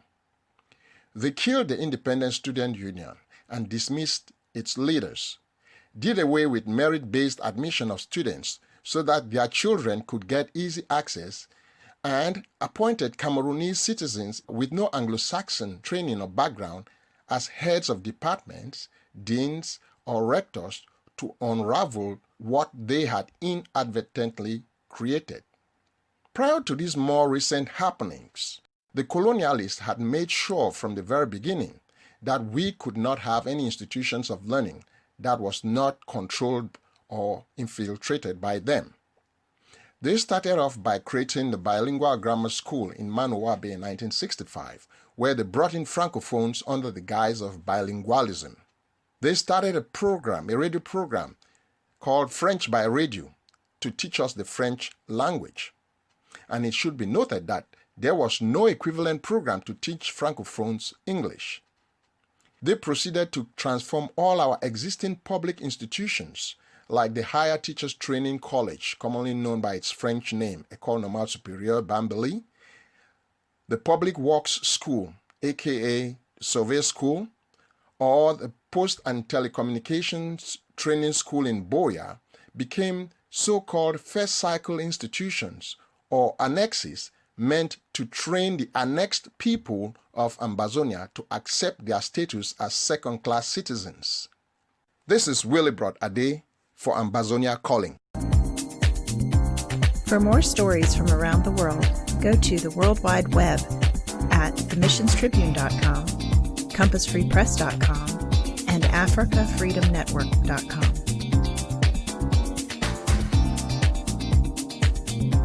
Willibrod Ade has just been enjoying that musical interlude with me, and he's got a second part to that paper, pointing out that this revolution is not about righting the wrongs of underdevelopment and marginalization. The point that Willibrod Ade is making is to show how the systematic destruction of the institutions of the state of Southern Cameroon, while glorifying the institutions of the Francophone state, constituted a major part of the strategy to bring Ambazonia to its knees. Here's the strategy re-explained by Willibrod Ade.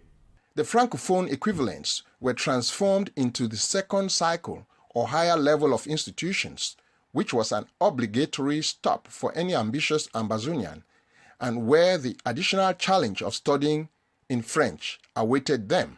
Similarly, they transformed the West Cameroon Police College in Mutengene into the first cycle of the École de Police in Yaoundé. So, all of our famous mobile wing police officers had to attend the École de Police in Yaoundé if they were to become Commissioner of Police.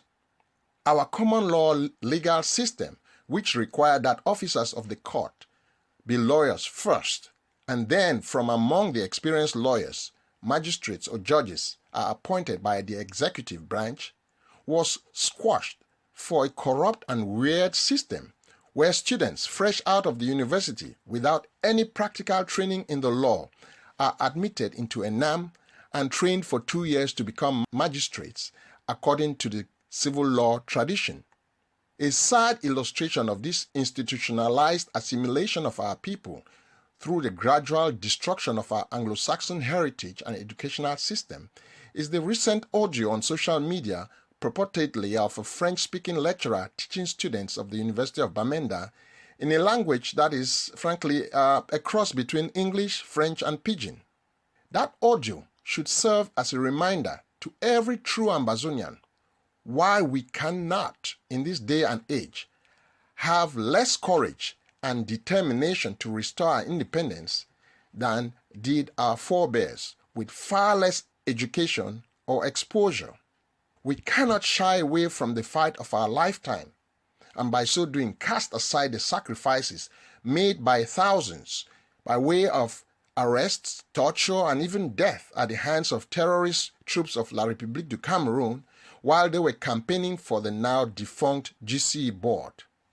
The international recognition of an independent Ambazonia that we seek is the only solution that can ensure that this Frenchification and emasculation of our once proud institutions is permanently stopped.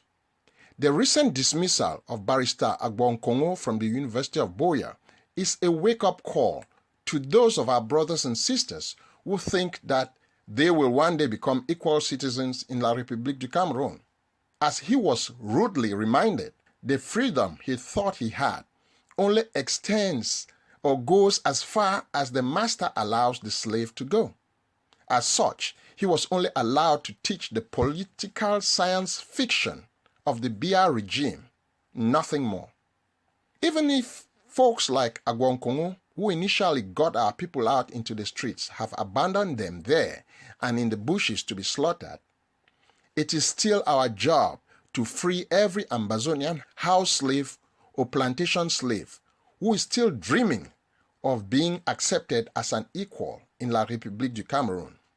Even if they have gotten so comfortable with second-class citizenship that they wonder why we complain, instead of just worshipping and singing Hosanna to Bia in the highest. This is Willibrod Ade for Ambazonia Calling. Here we go.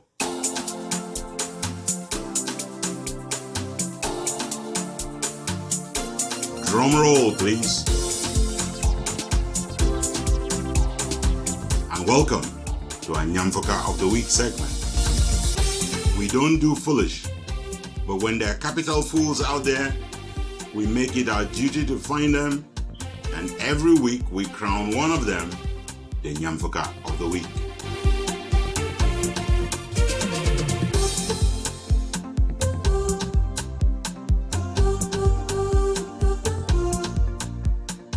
Veronique Vatumfe is here. She's got a roundup of the kings and queens of foolish for this week. Finishing in third place this week is the house slave from LEBIALEM, Paul Tassong, who would like plantation slave Ambazonians to believe that he is a minister in the regime of Ali Baba Paul Biya. Tassong continued this week to act and speak like the civilian selected by the Cameroonese military complex to rub salt into the injuries of Ambazonians. Along with officials of the genocidal Ministry of Defense, Tassong is the only civilian who has admitted that the regime is the one burning down homes, houses, villages, and towns all across Ambazonia. While Defense Ministry officials make the effort of lying that the places they burn down are makeshift camps belonging to Ambazonia Restoration Forces, Yam head Paul Tassong beat his chest about these crimes. It is Tassong who announced that 12,000 houses needed to be reconstructed in Ambazonia, later jacking the number up to 16,000. Upon finding out that Ambazonians will never accept to be sweet-talked into reconstruction by the monsters, Tassong devised a new strategy this week. Even as officials of the United Nations Development Programme admitted that it will not be easy to reconstruct against the will and wishes of Ambazonians, Paul Tassong bragged that reconstruction was already underway and will continue. When a man from an ethnic group known for its intelligence chooses to be a fool, begging to be dragged before the International Criminal Court, we cannot help but named house slave Paul Tassong this week's third place finisher for the crown of shame, the Nyamfuka of the week.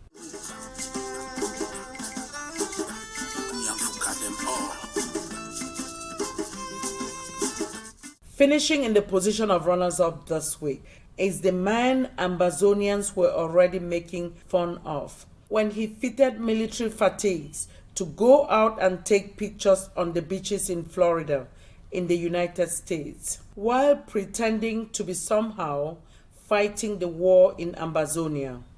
Ntumfoyn is his name. The clown in him has always been bigger than the soldier he claims he once was. When you film and share your jogging on the beachfront in Florida, suggesting that you're getting fit for the war in Ambazonia, when you go on camera to lie to Ambazonian self-defense volunteers about having a standby army of mercenaries coming to join them on the battlefield, when you issue claims that you have captured the late Patrick Ekema, when the only thing you have ever caught is air and fat coming out of your backside, when you then surrender from a war that you did not actually fight, but might be guilty of supervising men who committed war crimes. How can you do all that and then take to the media outlets, claiming to be converted to peace and declaring support for the one and indivisible Cameroon with a K? We knew that we had to give Ntumfoyn the second place finish on the crown of shame, the Nyamfuka of the week.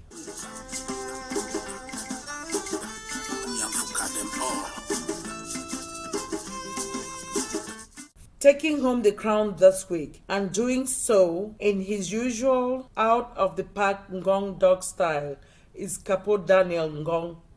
This AGOVC appointed ambassador of Basque diplomacy and the producer of my daily podcast for Una has already won world-class distinction. One such award that we highly recommend should be for his successful rollout of the only grammar-free podcast on earth. Not that it would matter anywhere in Nyos, Boom, or So Boom, but Capo is, to the landscape of podcast, what a Silingong dog with a bell tied around its neck is to a hunting party that wants some quiet in order not to alert game. This week in his signature half pidgin, half boom, half com, half French, half Miranda, half Franglais, Capo Ngong Daniel jumped out on WhatsApp to claim responsibility for what is an act of terror: the laying of an explosive device next to a sidewalk on Commercial Avenue in Bamenda. One thing he can probably get away with before a tribunal is to explain that he did not understand the English that he spoke. That should work with a bit of luck from the judge, maybe. But it will not work here on our review of the Kings and Queens of Foolish. After way too many wins of this crown, Capo Daniel is today officially retired and inducted into the Nyamfuka Hall of Infamy. Not before he is once more and one last time brought to the podium for this week's top place finish and winner of the crown of shame, the Nyamfuka of the week.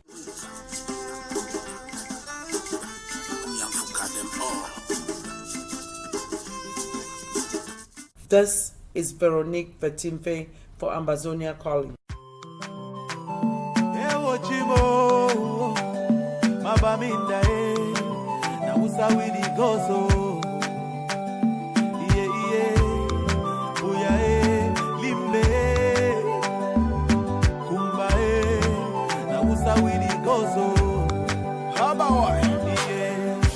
Something is killing me slowly, and I'm feeling so lonely. But this thing I must to talk, oh. All my people, they for bush, oh. And our children are they go for school, oh. But nobody fit to talk, oh. We get to plenty, so many things where we really want to complain to you. kill us, not the people where they get for protect we, yeah. Our children, they for prison. Our leaders, they for prison. Now they calling for dialogue. Now who and who go talk, oh. That's why we pray to God. Heal our land, heal our land, heal our land. Cause all our people are dying, and our mothers are crying. Heal our land, heal our land, heal our land. Cause all our children are dying, and our mothers are crying. Yeah. But I don't know what's up, oh, at all, oh. This war is bigger, and one man of it put a stop, oh. So make we put them all together, oh. I see plenty people don't die, and the house they went burn. I saw the people they so far. Everybody running helter skelter. The children they suffer. There is no food and shelter. Our children down the suffer, while the leaders living la vida loca. Yeah. So now we start with the go so Cameroon do. We get to plenty so many things where we really want to complain to you. That see these people where they kill us, not the people where they get for protect we, yeah. Oh, no. Our children they for prison. Our leaders they for prison. But they've been calling for dialogue. Now who and who go talk, oh. That's why we pray to God. Heal our land, heal our land, heal our land. Cause all our people are dying, and our mothers are crying. Heal our land, heal our land, heal our land. Cause all our children are dying, and our mothers are crying. Okay. When people graduate from Nyamvaka of the week, which means they become so foolish that they get inducted into the Hall of Infamy of Nyamvaka, we don't know what to do with them. But this week there was a woman who had exactly what you do with someone who is in the Hall of Infamy. You couldn't make this up. You know that kind of person you don't want to have trouble with, because if they start lining up the insults, you're going to be looking for how to wash your body. Well, here she is taking care of Gary Master. Here comes Mr. One Army Man, Mr. Eric Tato Tanu, a so-called somebody who is fighting for the revolution. Mona year tweet from a condo city in Cameroon. His movie is setting a paragon in African Mexican culture. That is a tweet. He goes on Twitter and that's what he does behind your back. And he comes on social media and smile with you. Vampire in the darks, angels during the day. You don't lack for writer. That means for the other countries, they get a national telemoto. News not there for the countries. A poem of Maryland. Ashia for work here. Ashia for Palm Banga. Die dog. Ashia for carry corn banga for your head. Satan. Occultist. Nyongo blood drinker. Die dog. Fellow Ambazonians. When I say right now, northwest and southwest of Cameroon. Northwest and southwest of Cameroon. Big time agent from La Republic. Agente La Republic. After a poem of Maryland, your new name na Agente La Republic. Spy. Planted spy from a condo city of Cameroon. You never see the nothing. Agents of La Republic. Die dog. If you're killing me, and then I'm killing you. Two wrongs cannot make it right. They say two heads are better than one. It doesn't work when they are dead. It pain me as they killing my people. South Africans killing my people. If I follow, I see they pay me for my dough. I swear it go bad. But xenophobia is not what we need. Peace, that is all we need. Xenophobia is not what we need. Our government, come and do your job. One attack line that is generously dished out to anyone in this revolution is to tell them that they are clueless, brainless, manipulated, or overly gullible. That is the single biggest attack that those failing some of the biggest tests with the people of Ambazonia are throwing around. Here is Barrister Manjong Jurambe. You recognize those who are failing or have failed in a revolution because as soon as they run out of ideas and or strategies, they resort to insulting the people for following the other leader blindly. They curse the people for having a sheep or herd mentality. I'm stuck here in the white man's country because you people, because of your cowardice, your foolishness, your ignorance, your lack of knowledge, have decided to put your head in the sands and let La République, a weak, cultureless, bandless, chop-broke-potism generation oppress you. This is an abomination. You read articles in which otherwise intelligent leaders make the argument that one movement is popular but it is not legitimate, all while not telling the people what it is that makes their own movements legitimate. The same people they are wooing and failing to win over are suddenly bastardized as being gullible to a fault simply because the people are contributing their hard-earned cash to a rival movement rather than those they prefer. Obviously, the same people will not be gullible if they were contributing to their movements of choice. The point I am making is not that there are no crazy ones out there, because there are a handful, large enough for Ambazonia to rank very high among revolutions in which the most clueless have somehow managed to steal a place of prominence, similar to the place a clown holds in a circus once he is on stage. This is not unique to Ambazonia. US President Donald Trump seems to really love those who do not hurt his feelings by telling him the raw truth. The same can be said of the likes of Boris Johnson in the United Kingdom and Jair Bolsonaro of Brazil. It is better for the ego, I guess, to know that one is winning fatly than to hear the truth that one is getting skinned. The phenomenon is everywhere in La République, where the clueless ones like the late Madame François Foning, the secondary school dropouts like Paul Atanganji, they never can pass the GCE Ekemas, play the praise singers in the court of His Majesty King Beer in exchange for a position and lifetime commitment to kiss up and treat the leader as a tin god. This is Manjong Jurambe from Ambazonia Calling.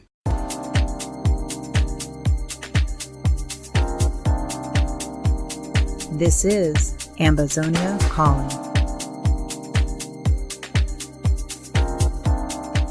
Barrister Manjong Jurambe stayed with me through that musical interlude. And he's here to make some very daring comparisons. He says some Ambazonian leaders are no better than Paul Biya.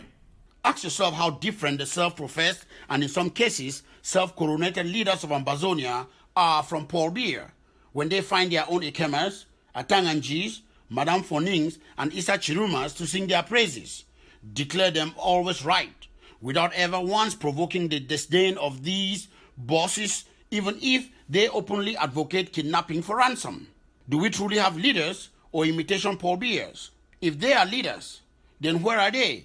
Why is it that some of these so-called leaders are unable to call out the many clueless fellows within their ranks who repeatedly post acts that are not only likely, but have effectively in many cases dragged our entire revolution into disrepute? If nearly 59 years after Mamfe and 64 years after Inugu, the leaders of Ambazonia today cannot all agree that true patriotism calls for them coming together under the same banner and forming Team Ambazonia, does anyone doubt that the clueless are leading the march off the cliff?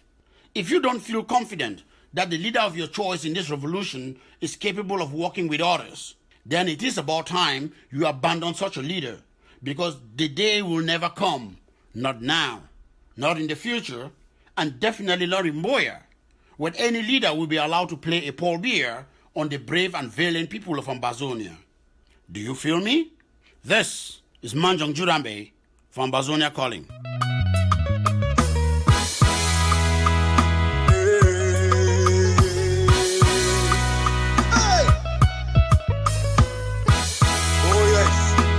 Thank you, Lord. Thank you, my Lord. Hey. Come, Holy Ghost, come. Holy Ghost, come, come, come. Holy Ghost, come, come. Hallelujah.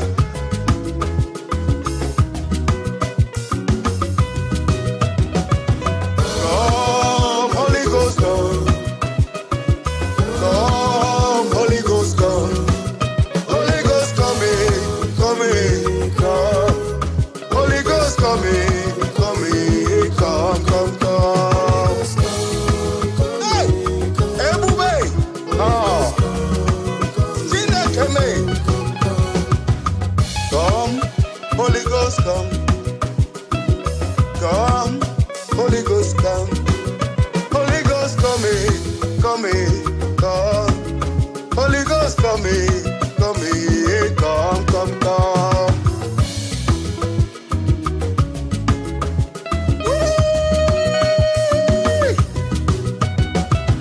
Keep up.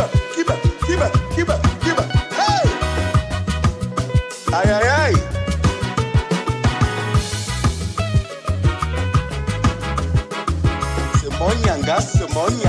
Semonyanga. Hey! Ay.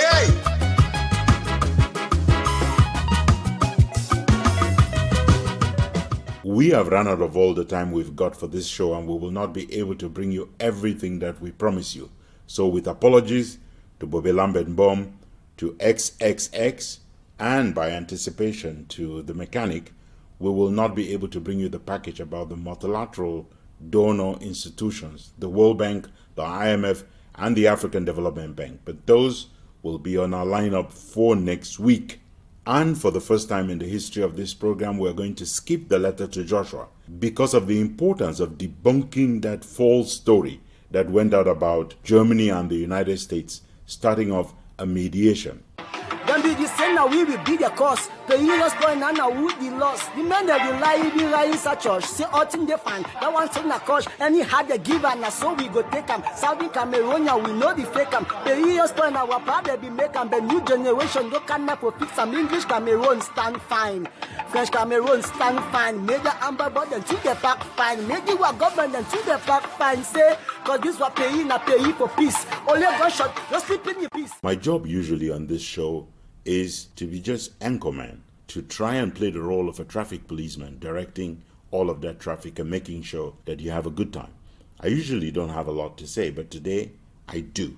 Two sad things are happening every day in this revolution. The genocidaires in power in Yaoundé roll out propaganda, lying about what is really going on. The lie about who was killed, why they were killed, who killed them, why it was justified. Then there are, on the other hand, Ambazonians who claim to be part of this revolution and who well may be part of this revolution, but who lie like the breath and the act and put out propaganda that completely supports the colonizer. On Friday, one such super juicy lie was sold to Ambazonians as the truth. A complex web of the finest lie tellers in this revolution published the outrageously false claim that the United Nations office in Central Africa had called on the United States and Germany to take over the mediation role for negotiations without preconditions from Switzerland. Very simply put, it is false. Let me say again that the information is completely fabricated. It involved fraud and the abusive use of both the name and symbols of the United Nations. And these adults who did this shameful thing are not even in hiding. They have the temerity not only to allow that falsehood to sit on platforms like Barretta News, they have sold all shame and gone before Ambazonians to defend those lies. Shamefully, but not surprisingly, one of the individuals leading the defense of these lies is John Akuru. Here at Ambazonia Calling, we have seen screenshots of WhatsApp conversations in which John Akuru apparently evokes his journalism and diplomacy backgrounds to try to justify why such a white lie is the truth. John Akuru is obviously not at his first big lie, so we can understand that he no longer feels shame. On those WhatsApp postings I was mentioning, John Akuru takes ridicule one step further. He claims that this piece of fake news, first published by our brother Mark Barra, who mourns his father buried this weekend in the Cameroons, may his soul rest in peace. But as I was saying, John Akuru, as the chief cook for this falsehood, doubles down on the lie by saying the information is not entirely false. That's speaking like Conchu Komini saying Zeromo. I mean, a great choice of words, right? Not entirely false still means it is false, only not entirely false. Something is always true about the story, even if it is the fact that it is false. So, I will be back to tell you why this story was cooked up and what is the state of mind of these crazies making it up.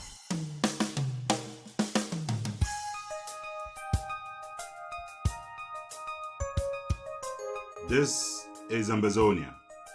One nation, one soul, one people. Sacrificing, bleeding, and yes, dying if need be, until we kick the colonialists out and enthrone a government of the people in BOYO. Ambazonians who take these people seriously will be wondering, why would they make a story up like this? I'll tell you why. The only thing true about this fake story is that it was harsh in some idle mind, desperate to manipulate Ambazonians and committed to destroying the Swiss-led process. The goal is perfectly in sync with what La République du Cameroun seeks, which is Yaoundé is scared, they are shaking in their boots, they are terrified to have to face Ambazonia one-on-one at internationally supported negotiations under the auspices of the Swiss government. It should surprise no one that John Akuru is involved with this, because he's one of those who are sworn to crash the Swiss-led process. Just the week before, this spin doctor apprentice was selling more snake oil to Ambazonians when he claimed to be breaking news that Cameroonian negotiations are ongoing in secret between Seseko Ayuktabe and the colonialists in Yaoundé.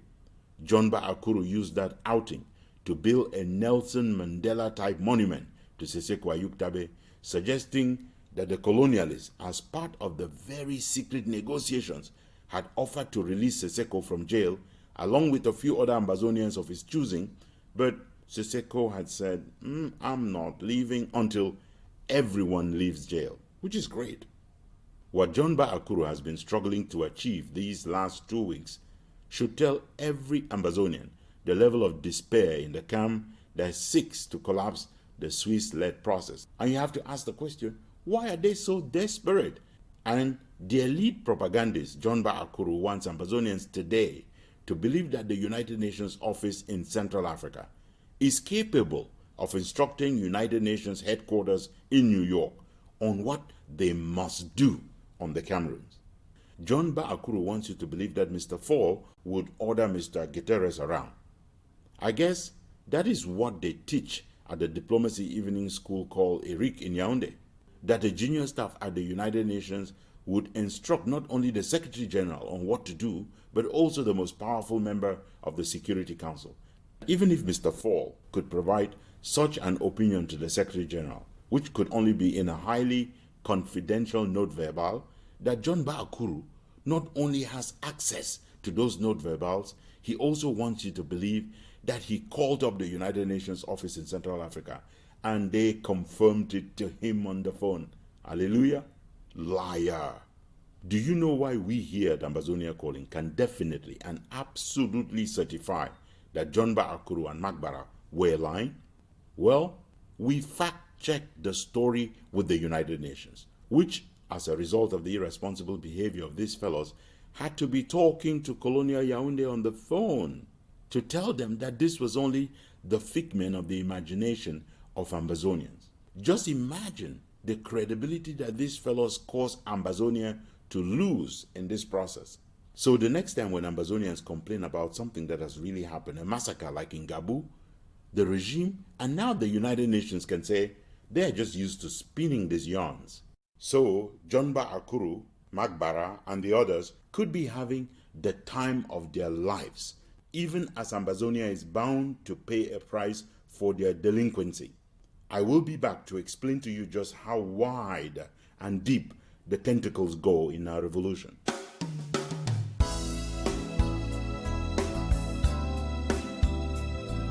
Stay tuned. Ambazonia Calling will be right back with more news, analysis, commentary, opinion, and editorials. I want Ambazonians to know that John Akuru is up to no good. A review of his past actions should give any genuine Ambazonians pause. And I mean those Ambazonians who are truly fighting for restoration of independence and for negotiations that do not treat our revolution as a Cameroonian domestic affair. Ambazonians may recall that I flagged the links between the sabotage led by Ntumfoyn, including within the now defunct SCLC, I flagged his confession that his decision to suspend Comrade Sako from the SCLC was coordinated and informed by leadership behind bars. I have reminded Ambazonians that John Ba Akuru, Ntumfoyn, and Professor Carlson Anyangwe were on the same page in organizing that conference from which the SCLC emerged, that they certainly coordinated among themselves when it came to modifying the resolutions of that conference to weed out the one most important fact, that Ambazonia was ready for negotiations on the terms of separation. I have chronicled the coordination between John Ba Akuru, Ntumfoyn, and other shady characters in sabotaging the Swiss-led process, and Ambazonians are fully aware that whereas Deacon Wilfred Tassang supports those negotiations without reserve, going to the point of instructing that they be conducted as if those of them in jail were dead, it is also clear that others in jail totally disagree with Deacon Tassang. The disagreement is public enough for no Ambazonian to be unaware of, and Deacon Tassang himself has informed Ambazonians in some of those beautiful epistles that he sends out of jail that he and his brothers behind bars are no longer looking in the same direction. It is also clear that John Ba Akuru, who used to literally wear the same pair of pants with someone like Deacon Tassang, is no longer on the same page with him on this revolution. You have to be off mentally to still believe that the John Ba Akuru you know now and frequently hear from today is the same fellow who worked alongside Deacon Tassang. But why am I not surprised? No one would recognize the two. If Saul could become Paul, what is to stop Paul from becoming Saul? So completely transfigured is John Ba Akuru that he is unable to believe what he hears when the lead slave, John Gute, speaks publicly into state television cameras, acknowledging colonial Cameroon's commitment to the Swiss-led process. But somehow he believes John Gute when he speaks in top secret on some so-called negotiations between Seseko Ayuk-Tabe and the colonialists in Yaoundé. One has to suppose that these secret negotiations and meetings bring together only those the regime in Yaoundé trusts to be on their side, right? People like Eli Smith would be invited by John Gute to such meetings. The question Ambazonians should ask themselves is, why would John Ba Akuru be informed of these meetings? Why would he, as he claims, be listening in to some of them? Why would Seseko Ayuk-Tabe, who holds meetings regularly on WhatsApp from his jail, be so secretive about Cameroonian negotiations? Those are questions that every Ambazonian toddler can answer without having to study the art of deception and without having to read Machiavelli. As I told you up front, I have got a lot to say today, so I will be back with the final part of this paper.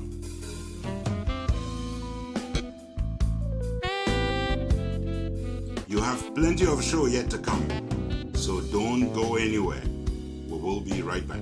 When I don't see as way they rape 67-something-year-old mommy for barefoot. People, the way they feel rape 60-something-year-old mommy, now animal them. When they come for occupy with land, they not go leave anything. So I did talk today now for all young people, teenagers in your early 20s, 30s. Stand up and defend your identity. A people without roots are dead.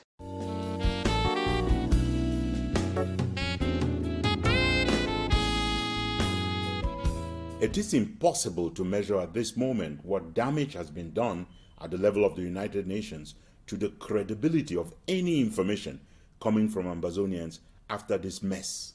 But as you could easily guess, and of course journalist diplomat John Ba Akuru could have imagined, the United Nations is taking this seriously.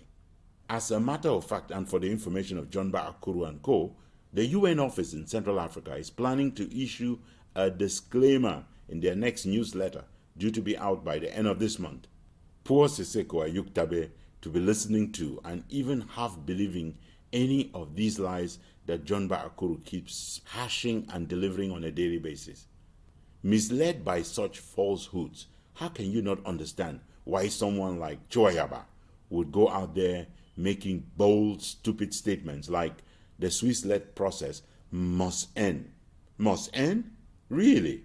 Because if it does not end, what will Chuayaba do?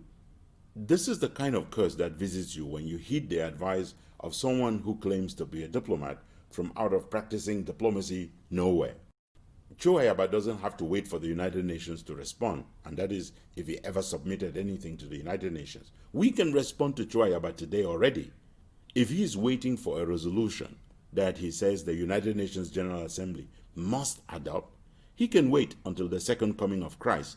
Or he can wait long enough for John Ba Akuro to be able to forge the document from the UN General Assembly the same fraudulent way he has tried to justify as authentic a fake document supposedly coming from the United Nations office in Central Africa.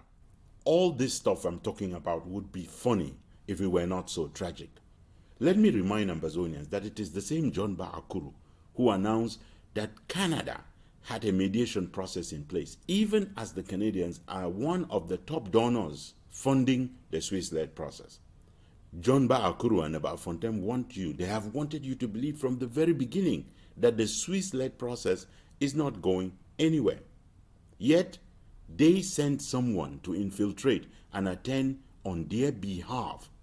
And they are only mad today because Team Ambazonia detected their monkey business and expelled the person we have to qualify as a spy from the process. John Ba Akuro would want Ambazonians to believe that the only thing Germany and America were waiting for to start a negotiation process away from the Swiss was to receive instructions from Mr. Francois Fall of the UN office in Central Africa. This is laughable. Let me finish. If this revolution depended on journalists to win salvation, one thing is clear.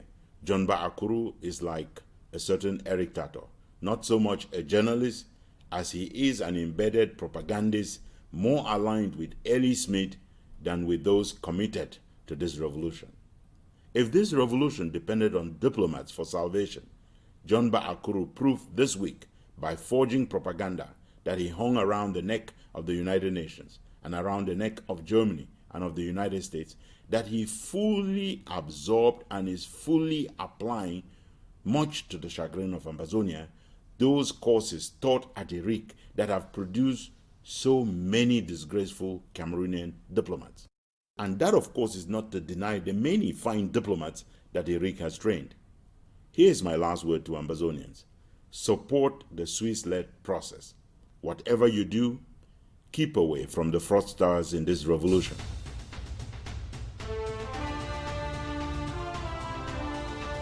From our studios here in Washington, D.C., our producer is Jeff McCoy. Our music today is from Ken Wanaku, the monk from Balikumato, William Ford, an ambassador of blessed memory, Eric Matisse on the web at soundimage.org, and Prince Ajwa Alemanji of Ajam Sonic Kitron, USA. Ambazonia Calling is a joint production of Africa Freedom Network, the Missions Tribune, and Compass Free Press. You can find us on the web at www.themissionstribune.com, www.compassfreepress.com, and www.africafreedomnetwork.com. Next Sunday is another day. Until then, keep the spirit, keep the faith, keep up the fight for justice and independence for Ambazonia. Stay Amba strong.